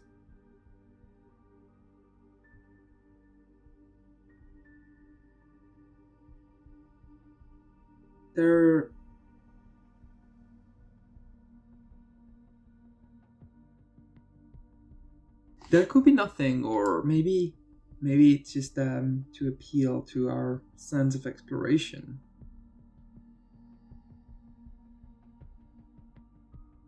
Okay. Let's open up the green one. The one that's right there? In the middle of the room? Or the far one? There's The like one that's a... right next to us. Okay. Yeah. So, this door, whenever you approach it, Mm-hmm. you immediately, like, it looks the same as the others. There's no fancy knobs or anything different on this one. And whenever you pass by again, Gris, because you are the one that is able to actually see them, those two guys are, like, poking their heads out the door, like, watching you go and just kind of having, like, side conversation, like, color commentary between the two of them as they watch the three of you travel around. This door has a sign on it, which is the most different compared to anything else, like actual writing, finally, for once. The sign says, closed for renovations.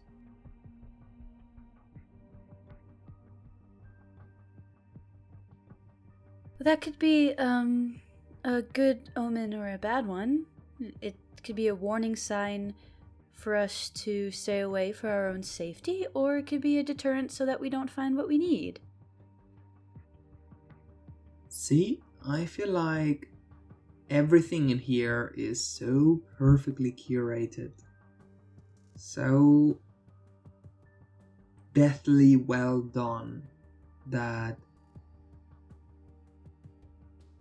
if she didn't want us to see this door, we wouldn't see this door. True. But that doesn't mean something in there won't. I mean, I did see another door on the other side. Maybe that one isn't closed for renovations?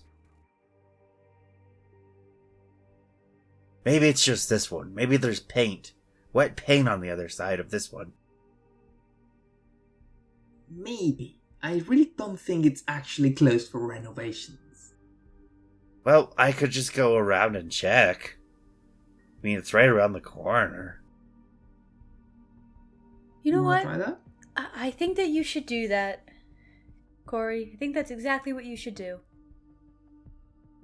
I feel like there is a hint of sarcasm in that, but I will go. Okay. Regardless. We'll be here. And Corey will kind of like slowly like turn and walk backwards, like keeping an eye on Nora, and maybe even does like the whole like the fingers to the eyes, like I'm watching you kind of thing, like back and forth, like. So are you going disappear around the corner to see the other door? Are you going to the other door that's on that same room around the corner? the other green one. Mm-hmm. Okay. On the upper right, I think. Right? Oh, there's No, the No, bottom it's- one where that's I'm the at right right spot. now. Yeah. Oh, sorry. I didn't see that door. Yes, understood. This Mhm. door also has a little sign on it that says closed for renovations. The sign's still here. I mean, I've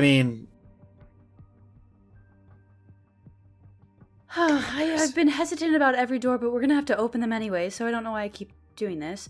I will just stand so far away from whichever one you open, though. should we again open them at a distance? It feels like it worked well last time. I don't see why not. If we have the capability, we should Sure. use it.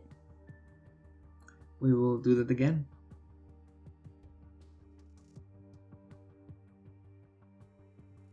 Should we open both of the doors? Because I can follow your lead with a mage hand and open the other side.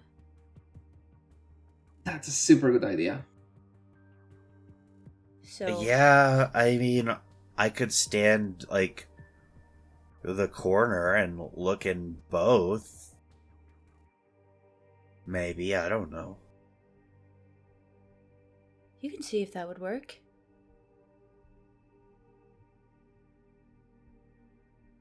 I think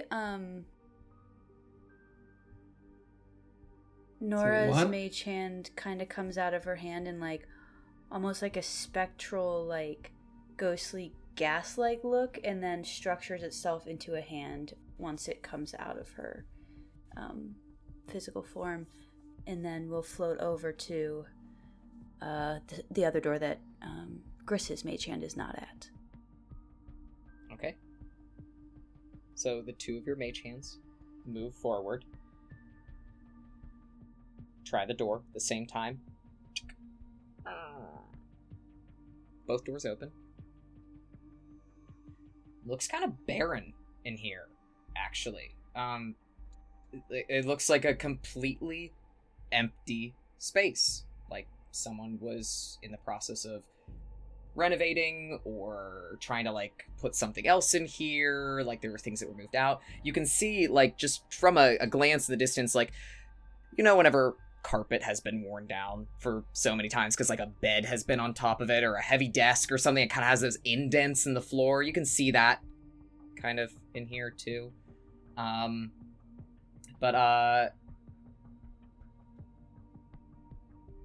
Yeah, in the middle of the room, you're all still standing.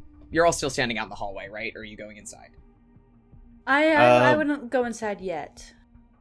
Okay. Yeah, we're still outside. The lamp will stay on for 6 hours, so Nice. Yeah, I imagine us like all like peeking our heads in. Maybe even Okay. from a Yeah, you all- distance, kind of like looking, making sure everything's okay. The only strange thing about this room, other than just how empty it is compared to what everything else in this estate, this manor, this mansion has looked like so far, is that there is a knife floating in midair in the center of the room. And it's not floating really, it's in place. It's just there. Would you like to do anything? Well, that needs to go into a box. That looks threatening. It is quite threatening. I could try plucking it out of the air, so I'll send the mage hand over to see if it can grasp it.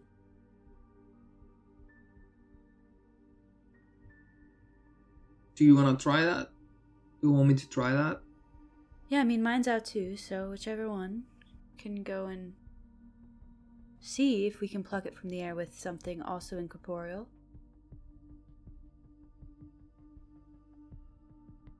Let's give it a go. Yeah.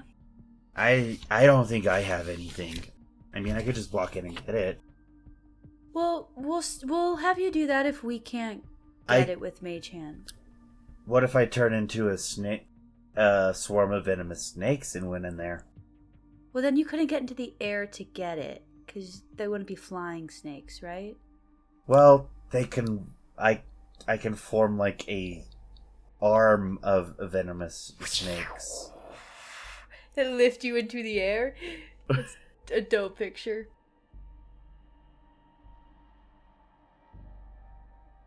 So yeah, let's have one of the mage hands go over to see if we can get it from the air.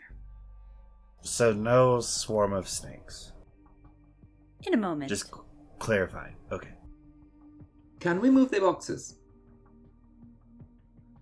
Sorry? Can we move the boxes? The boxes that are like in the room?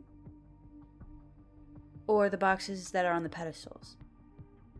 The boxes on the pedestals. It doesn't seem like those can move. They're kind of a part of the pedestal. They can't move. No.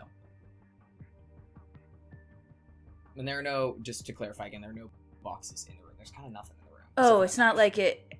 I confused it looked like furniture used to be in there as it was like moving. Mm-mm. That's all. Oh, no. I mean more in the sense of, like, you know, whenever, like, something heavy has been sitting on top of a carpet for a while and it has those indents in the carpet. So it seems like something was in here at some point, but, like, maybe they're moving stuff around, so, like, it's somewhere else right now. They're getting other stuff put in, but it looks like stuff used to be in here.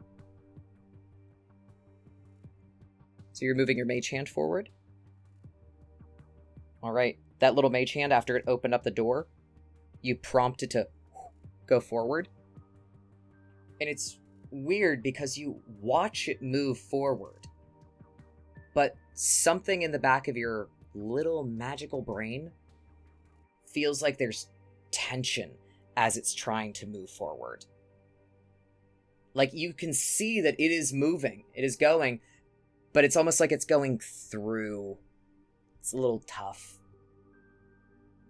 Okay, I could always... If this is like a magical effect, I can always try to dispel it.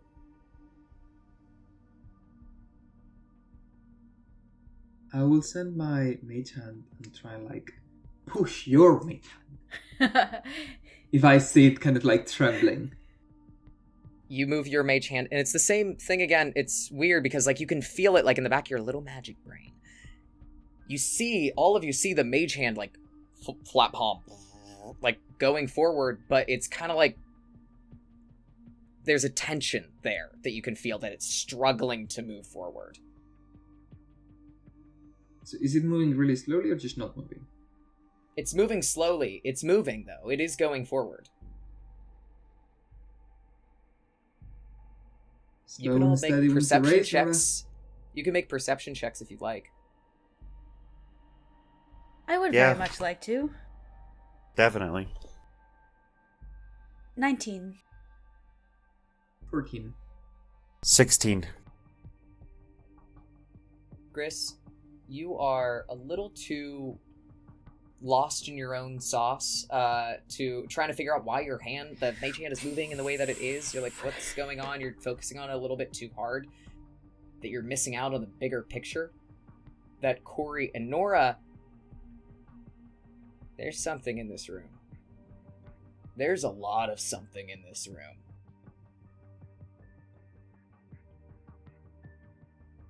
It's kind of the whole room, actually, right now. I mean, if you think about it, when you're renovating and you just want to get rid of stuff, it's easier to dissolve it, right? Just get rid of it completely. So you might as well put something in the room that will just kind of get rid of it, right?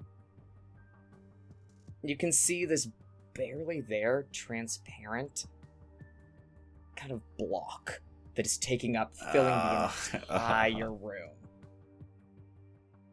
Oh. Mega cube. Oh. I Okay. feel like Corey would realize this and start to cast Moonbeam. All right. I was gonna say that Nora would point a finger out and cast True Strike to try to like learn a little bit about maybe how to get around it. Okay, so we got Moonbeam and True Strike happening at the same time? Yeah. Okay. I would like, Well, go ahead. as I maybe see Corey begin, I think I could actually use it to get a little bit better from my injuries, if you allow me. Oh, what do you mean? Well, cubes do have some degree of life energy, and a little vampiric touch can go a long way. Oh, can you? Is it possible to share that amongst friends?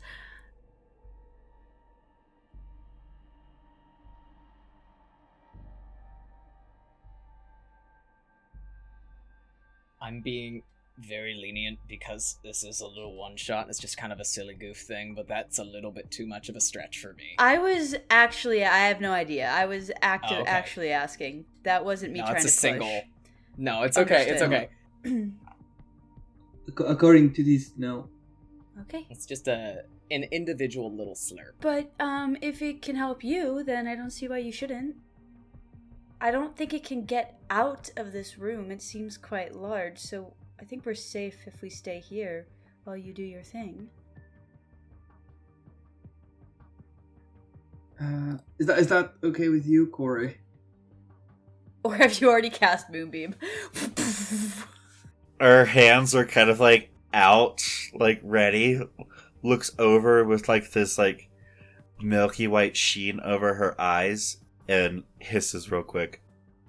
And then says, "Fine, do what you need to." So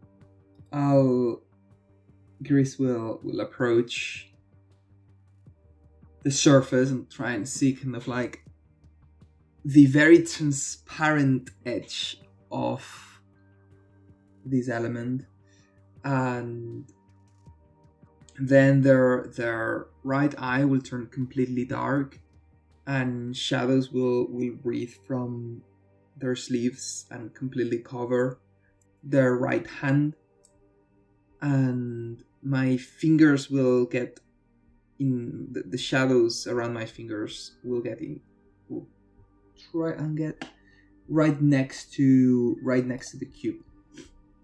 That's technically to hit +9, so I'll roll for that. That's 26 total. 26 to hit. 17 + 9, yeah. Oh yeah.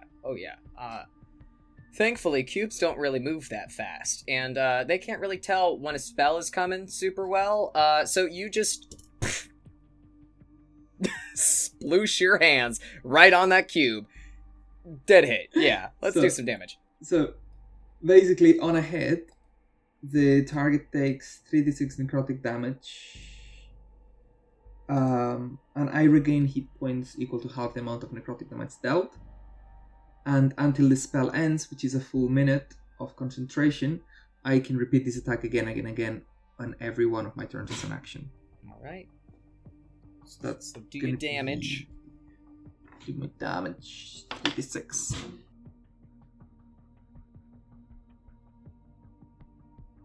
Everyone loves That's a good 6. cube. How much? 6. 6 points. Yeah. Right. So your hand sinks into this ooze, this little cube.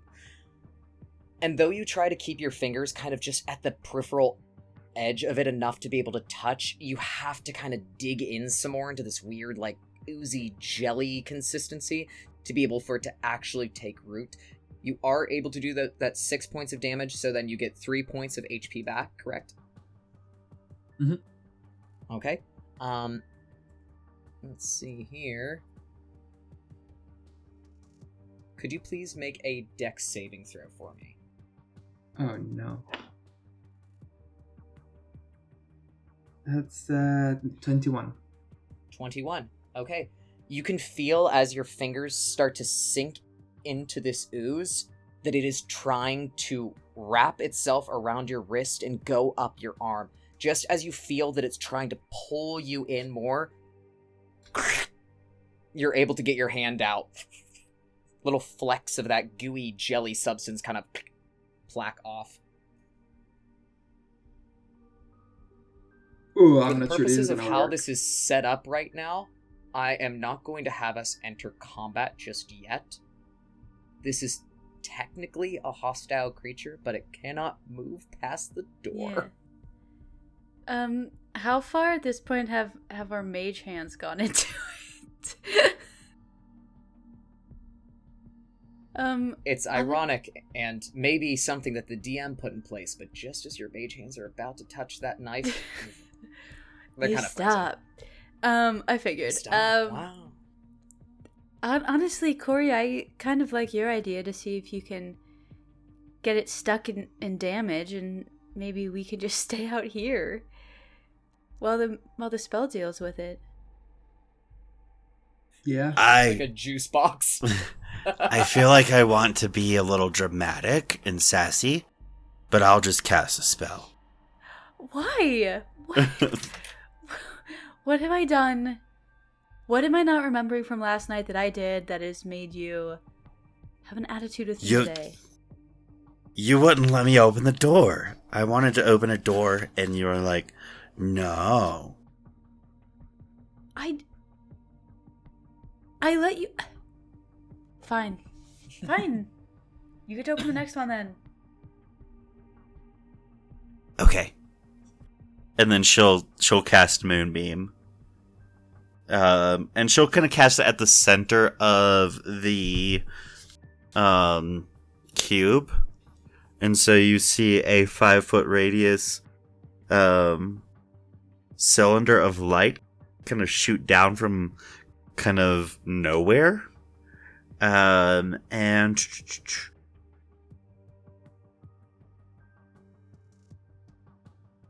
it must make a Constitution saving throw. And it must beat a 16. What do you got, little cube? That is exactly 16. Okay, so ties pass. So, yeah, you hear like probably like the squelching of like it like singeing, but just like the sort of congealing of it like against the power of the beam. Mm-hmm.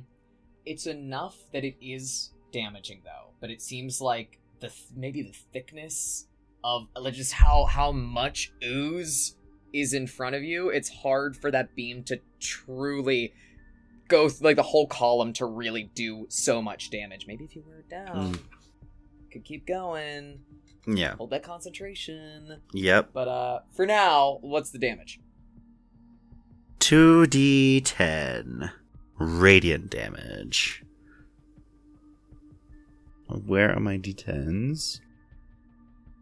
Okay, this will do. I haven't played with real dice in for so long. I'm trying to like remember what my dice look like. I know that like online rollers are great and stuff, and it's very much a like if I'm playing online and my players are lying to me, then they need to live with that guilt. Yes. But like I'm not like I'm gonna trust that everyone can be adults while we're playing our little dice game and tell me the truth for the rolls. If I was cheating, you'd know that I wasn't cheating because I got a 4 with 2d10. So it's is then the 4 halved to 2 because I saved? Is that it? Yes. Yeah. Moonbeam doing 2 damage. Incredible. It's just like a little fart, like Yeah. of a beam. It's revving up. It's getting started. Yeah. That's it. Well, I suggest possibly, Corey, if you can concentrate on this. I know I said that you could open the next door, but you're kind of stuck in the middle of something now. Yeah, and she just sort of like rolls her body and eyes and like continues to like focus on this like sounding moonbeam. Is there a door at the end of this little hallway that I am in? The one that is right behind where you are? Yes. Yeah, like next to the green room all the way at the end. Yes. Okay. Yes, like at the bottom. Yes. Would it make you feel better if I opened a doorway that was in your line of sight? I can see just fine. Well, no, I mean like so that you have to stay here to do this, but like you would still see what's going on if I opened this door instead if I opened a door on the opposite side of the room, you know? I guess do whatever you want. And Grace will set the lantern on the floor, pointing towards Tim and Tom, which are pretty close to Corey. And you've got good company. The two of them are still just like rubbernecking as much as they can outside of this room, and like with the now like properly illuminated, you can see them, like just the figures trying to lean outside and watch this. They seem to be like having a very good time. This is the most excitement that they've had probably in forever. It's like they're watching like a let's play. Like Okay, well actually Tim and Tom, why don't you tell us what door to open next? Which door to open? Does it matter? No, I don't think it matters. No, it doesn't really matter. I know it doesn't You get to really make a matter. We choice. have to open them. Can you just tell us which one to open? Tim kind of like pokes his head out a little bit, like looks at the ones that have already been tampered with or whatever, and his eyes light up. And he goes, far one up there, top right corner. I like that one. Okay. That's a good one. It'll be that one.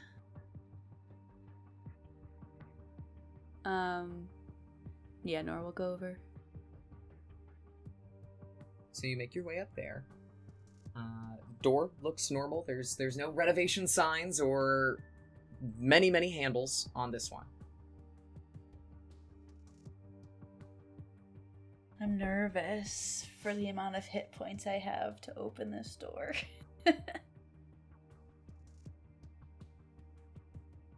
And I've somehow managed to piss off Corey and am unwilling to grovel and ask for help.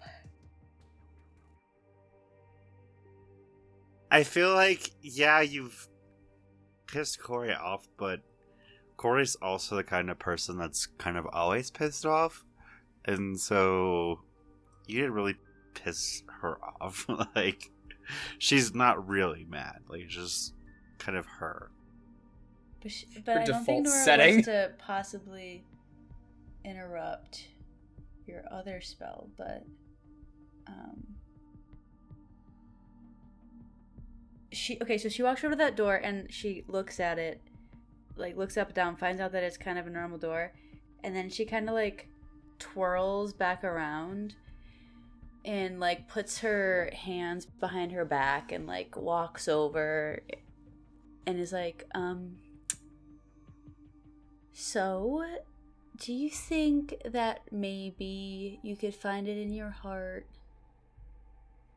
to like help me out a little bit before I do this? Please?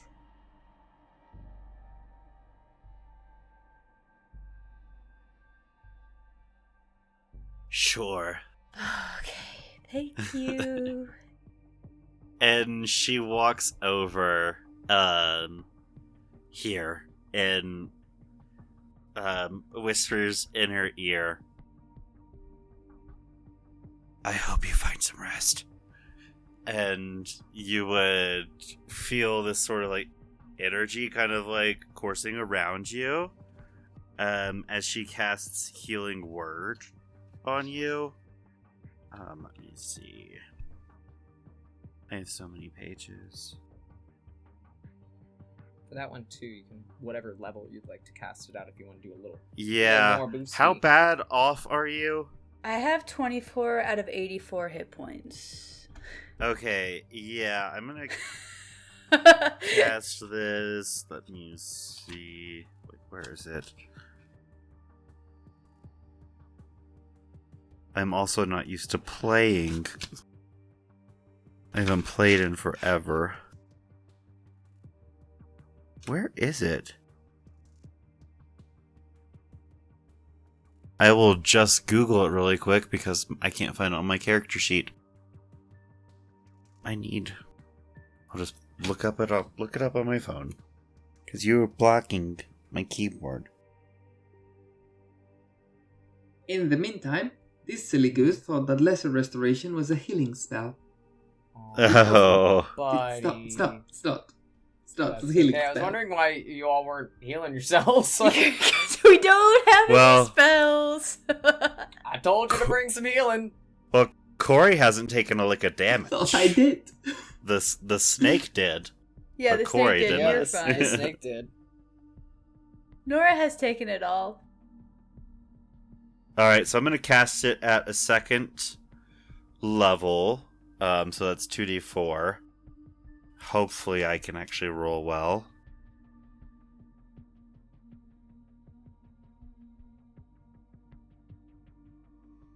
So that's 4. 12.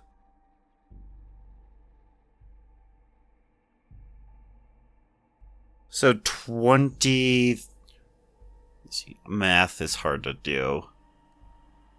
23. 23 points again. 23 hit points. Dope. Nice. Thank you very much. I appreciate it. You're welcome. And then she kind of twirls and walks back to that door that Tim and Tom pointed out. Before I get to you And- over there, just so I'm aware of what's happening with this cube over here, are we going to keep casting Vampiric Touch? Are we going to keep moonbeaming? Because you kind of have it contained right now, but it's still an I think obstacle. Personally, I think we should keep Moonbeam up to try to damage it so that we can get the knife out of it. And on Vampiric Touch, I mean, Chris, if you need some more hit points. I'm afraid this thing may swallow me whole if I keep fucking around. I don't really want to find out. Okay. Well, how about this? Moonbeam lasts for, is it a minute? Yep. Okay, so that's roughly 10 turns of combat. Because you already did one, go ahead and we can rumble through the other 9 in quick succession here and see if you can whittle this thing down.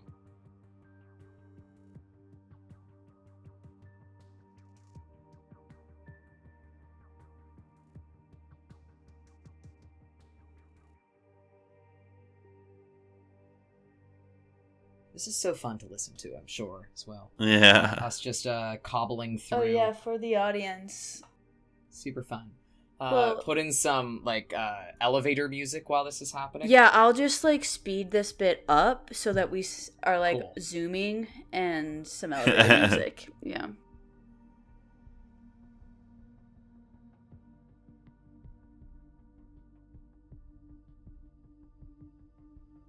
There's just a little bit of goo that is clinging in a single column where that knife is. Everything else is like splattered off to the side of the room. Love it.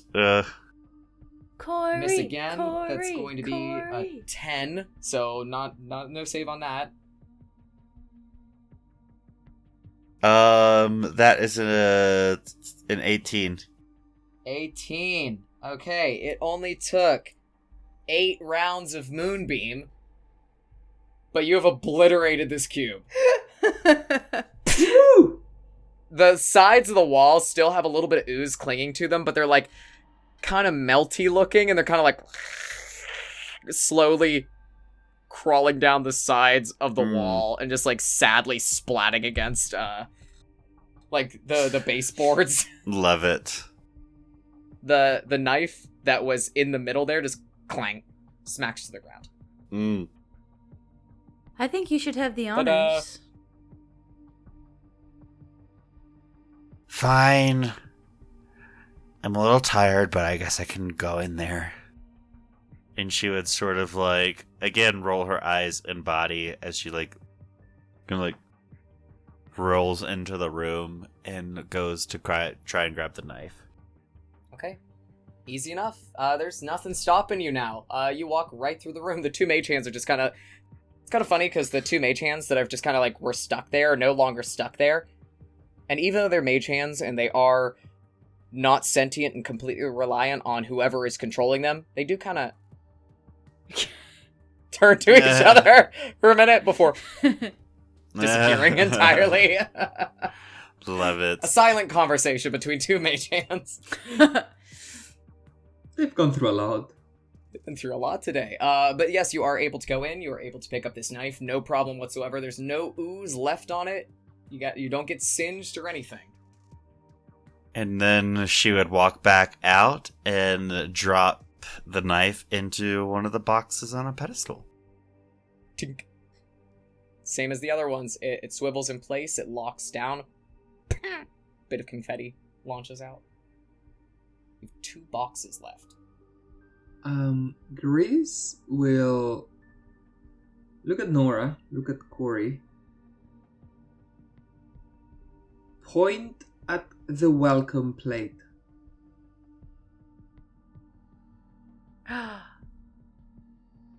You think we can put that in the box? I think we can put that in a box. Let's see if it works. Okay. You pick it up, Mhm. put it in a box. Yeah. Tink. Nothing happens. Hits the box, doesn't move. Take it out of the box. The candle. Hey, Let's put it back on the table. Was the candle that was on it like an actual candlestick? Mm-hmm. Yeah? Mm-hmm. I'll try that. Pick it up. Candle and all. Put it in the box. Dump it in. The candle kind of like the wax as you turn it like starts to drip down the side, and even though it's like this strange like not there fire it is kind of like oh shit, like it's starting to like melt a little bit and like spatter onto the ground, but you put the candlestick inside, locks into place. Bit of confetti. Dope. Candle's there. Just one more. One left. Well, this is the Tim and So- Tom room. I think we should abide by their wishes. Nor The lantern that has been like set down on the ground so that you can see the 2 of them. It appears that Tom has found an invisible popcorn box. It's not like corporeal or anything. It has the same weird like outline. The same weird outline as the like the drinks did, kind of. But you're watching as he's reaching into where the box is, and it's the figure just doing this. And then every once in a while, Tim will, like, lean over, grab some, too. Nah. Go on! Go! Don't be so pushy. Ah! You asked for the room, we give you the room, go to the room!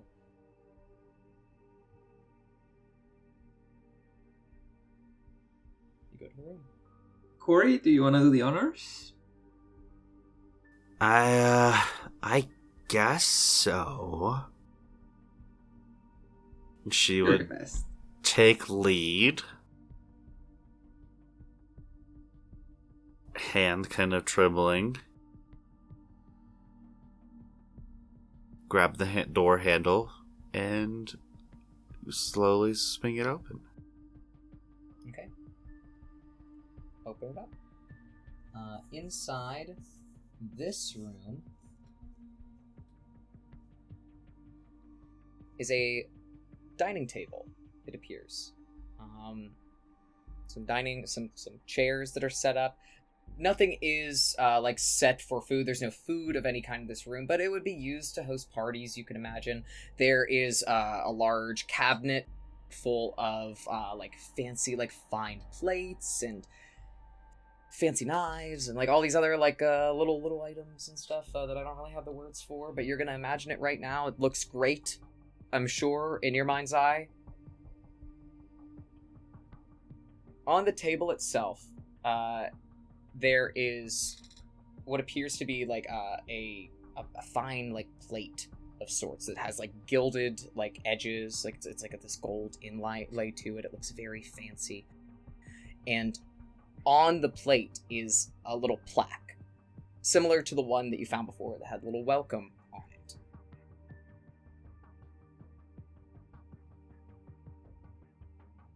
There's another plaque in here. What does this one say? I don't know, Nora, go grab it. You grabbed the other one. Are you serious? Fine, I can go grab it. Maybe I should turn into an animal just in case. Be my guest. And she would, like, kind of yell out. Let me see what she could turn into. That would be good for this. She really wants to turn into this swarm of poisonous snakes, but is not going to. Common theme. Maybe giant toad. And as she turns into this giant toad, it's gonna like stand there at the edge of the room and blip her little tongue out across the room and try to grab the nameplate. You pull it back. Nameplate. You got it. It's got words on it. And I'll then tell you what they say, but you are she a toad. bleps it out into like right on the floor in front of both Nora and Gris, and it's kind of covered in a residue. She's a little slimy. Nora looks you at did Gris. just encounter like a terrible doorknob that stuck you in place, and also ooze. So a little bit of slime from a little Corey toad isn't gonna hurt you. You would think, except for the fact that Nora looks at Gris and says, I'm not touching that.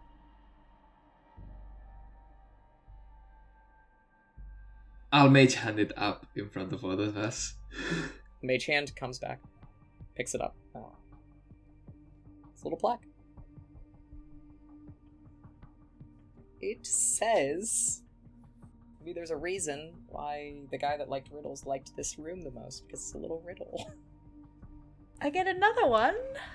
You get another little riddle. Your riddle is, I can be touched, but I hurt those who touch me. I move swiftly through a dry forest, but die in a mountain stream. Where I pass, I leave a black shroud. I know what it is, but I want Octa to say it because I think they know what it is too. Gris will point towards the library in anger. Fire. Gris, whenever you say this, you hear those cogs turning, whirring in the ceiling. The plate that you had taken the plaque off of starts to descend and then comes back. When it comes back, there is a revolver. Ooh. Was that a pun? Like you fire a gun. And the riddle was fire. Tell me. Corey. It's a pun. Corey, what? Are you sensing a strange little theme with just everything? Yes! in here? I am! A DM's greatest flaw and most wonderful success is to quietly laugh at their own jokes. Corey would blab her tongue out and try to grab the revolver. Tastes terrible, but you got it. Yay. And then hop over to the last box and spits it out into the box. All right. Into the box it goes. Whenever you come back also with the revolver, you can see Tim and Tom are like, oh! Very, very excited that you got it so quickly. I would have assumed just by your visage and in how you speak that you would have seen one of these before. But you seem very surprised to have seen one now. It's not the surprise so much, it's the excitement that you got. Look, you got all the boxes. You got all the tink. It hits the box. The box descends like it does, like all the other ones had. A little bit of confetti shoots out of it. And then all 6 of the pedestals descend into the ground. And where they were before closes. The table that had that little plaque, that little welcome, and also the disclaimer that whoever is doing this is not liable if you hurt yourself. That table turns in place and descends into the floor as well. And then locks. Tim and Tom, you hear from behind you go, "Oh, we've never seen this part before. The door closes to where they were. Whirring of gears and turning of mechanical equipment and the smell of smoke, brimstone, ash, fire starts to fill the room. As you watch all of these rooms, these doors that you went through, even the ones that you didn't go through, start to descend backward, as if they are fading and locking into place into the walls. Once they descend and it creates like one solid block, where they were slides shut so that there are no doors in this room anymore. No doors, no windows. Fire lights along the outside of the room that you're in, all along the walls. Small beams of light flick open. One last pedestal begins to rise. You watch as the ground, right where the library used to be, opens and something begins to rise up. You smell it first, that smoky, rough fire smell. Like gasoline or a match that's been struck, a campfire, something hot. The room starts to grow hotter. You watch as 2 large, curved horns. You see them first and think for a moment, oh right, the professor. But these horns look much too big to be your professor. The head of a large dragon rises up. Talons curled on top of each other as it seems to be laying and slumbering softly. Whenever it rises into place, though, an eye flashes open. This golden color with a single black slit through it takes in the three of you. And there's this rumble of a hum. It starts to stretch its body as if it were a cat. Its back arching up and out, its tail flailing backwards, large wings extending, and a low groan emanates from this creature. Which is also when you hear a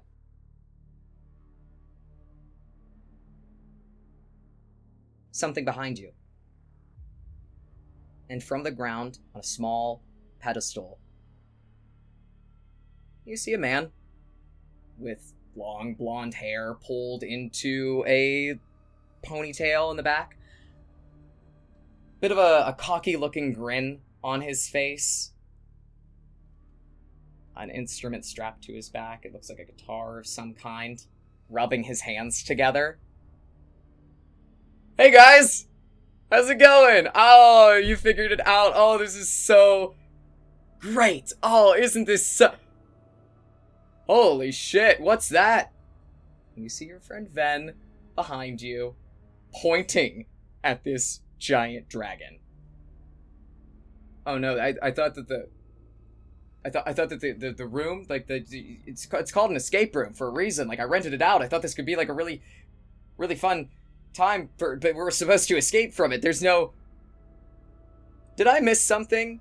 Did I? And he starts to reach into his back pocket. He pulls out this like folded up, it looks like a receipt of some sort, and starts to flip through it frantically. The liability waiver, and that's okay. No, I wrote that down. I wrote all that down. No, we're supposed to be getting out of here now, right? We're supposed. I got a reservation for 4. I can't cancel that. I can't.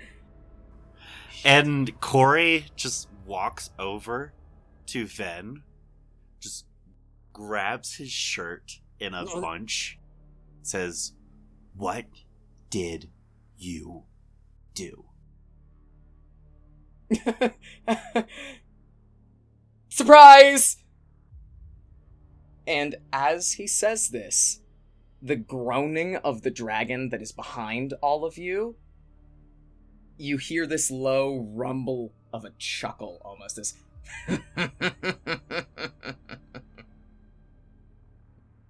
The 4 of you now turn. There's a giant dragon in this room, and there's no exit in sight.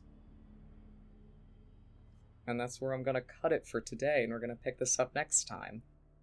Woo woo woo! You know, I will say that I didn't expect at the end of an elaborate Clue game to be a giant dragon. So now you see, it's roughly based off of Clue, but like also there are no gelatinous cubes in Clue. You didn't get that expansion pack? On Fire Library in Clue? Invisible wiggly guys. Oh, monsters. They're just Sorry. a couple guys. They're just a couple of guys. They're just guys. Wiggly guys.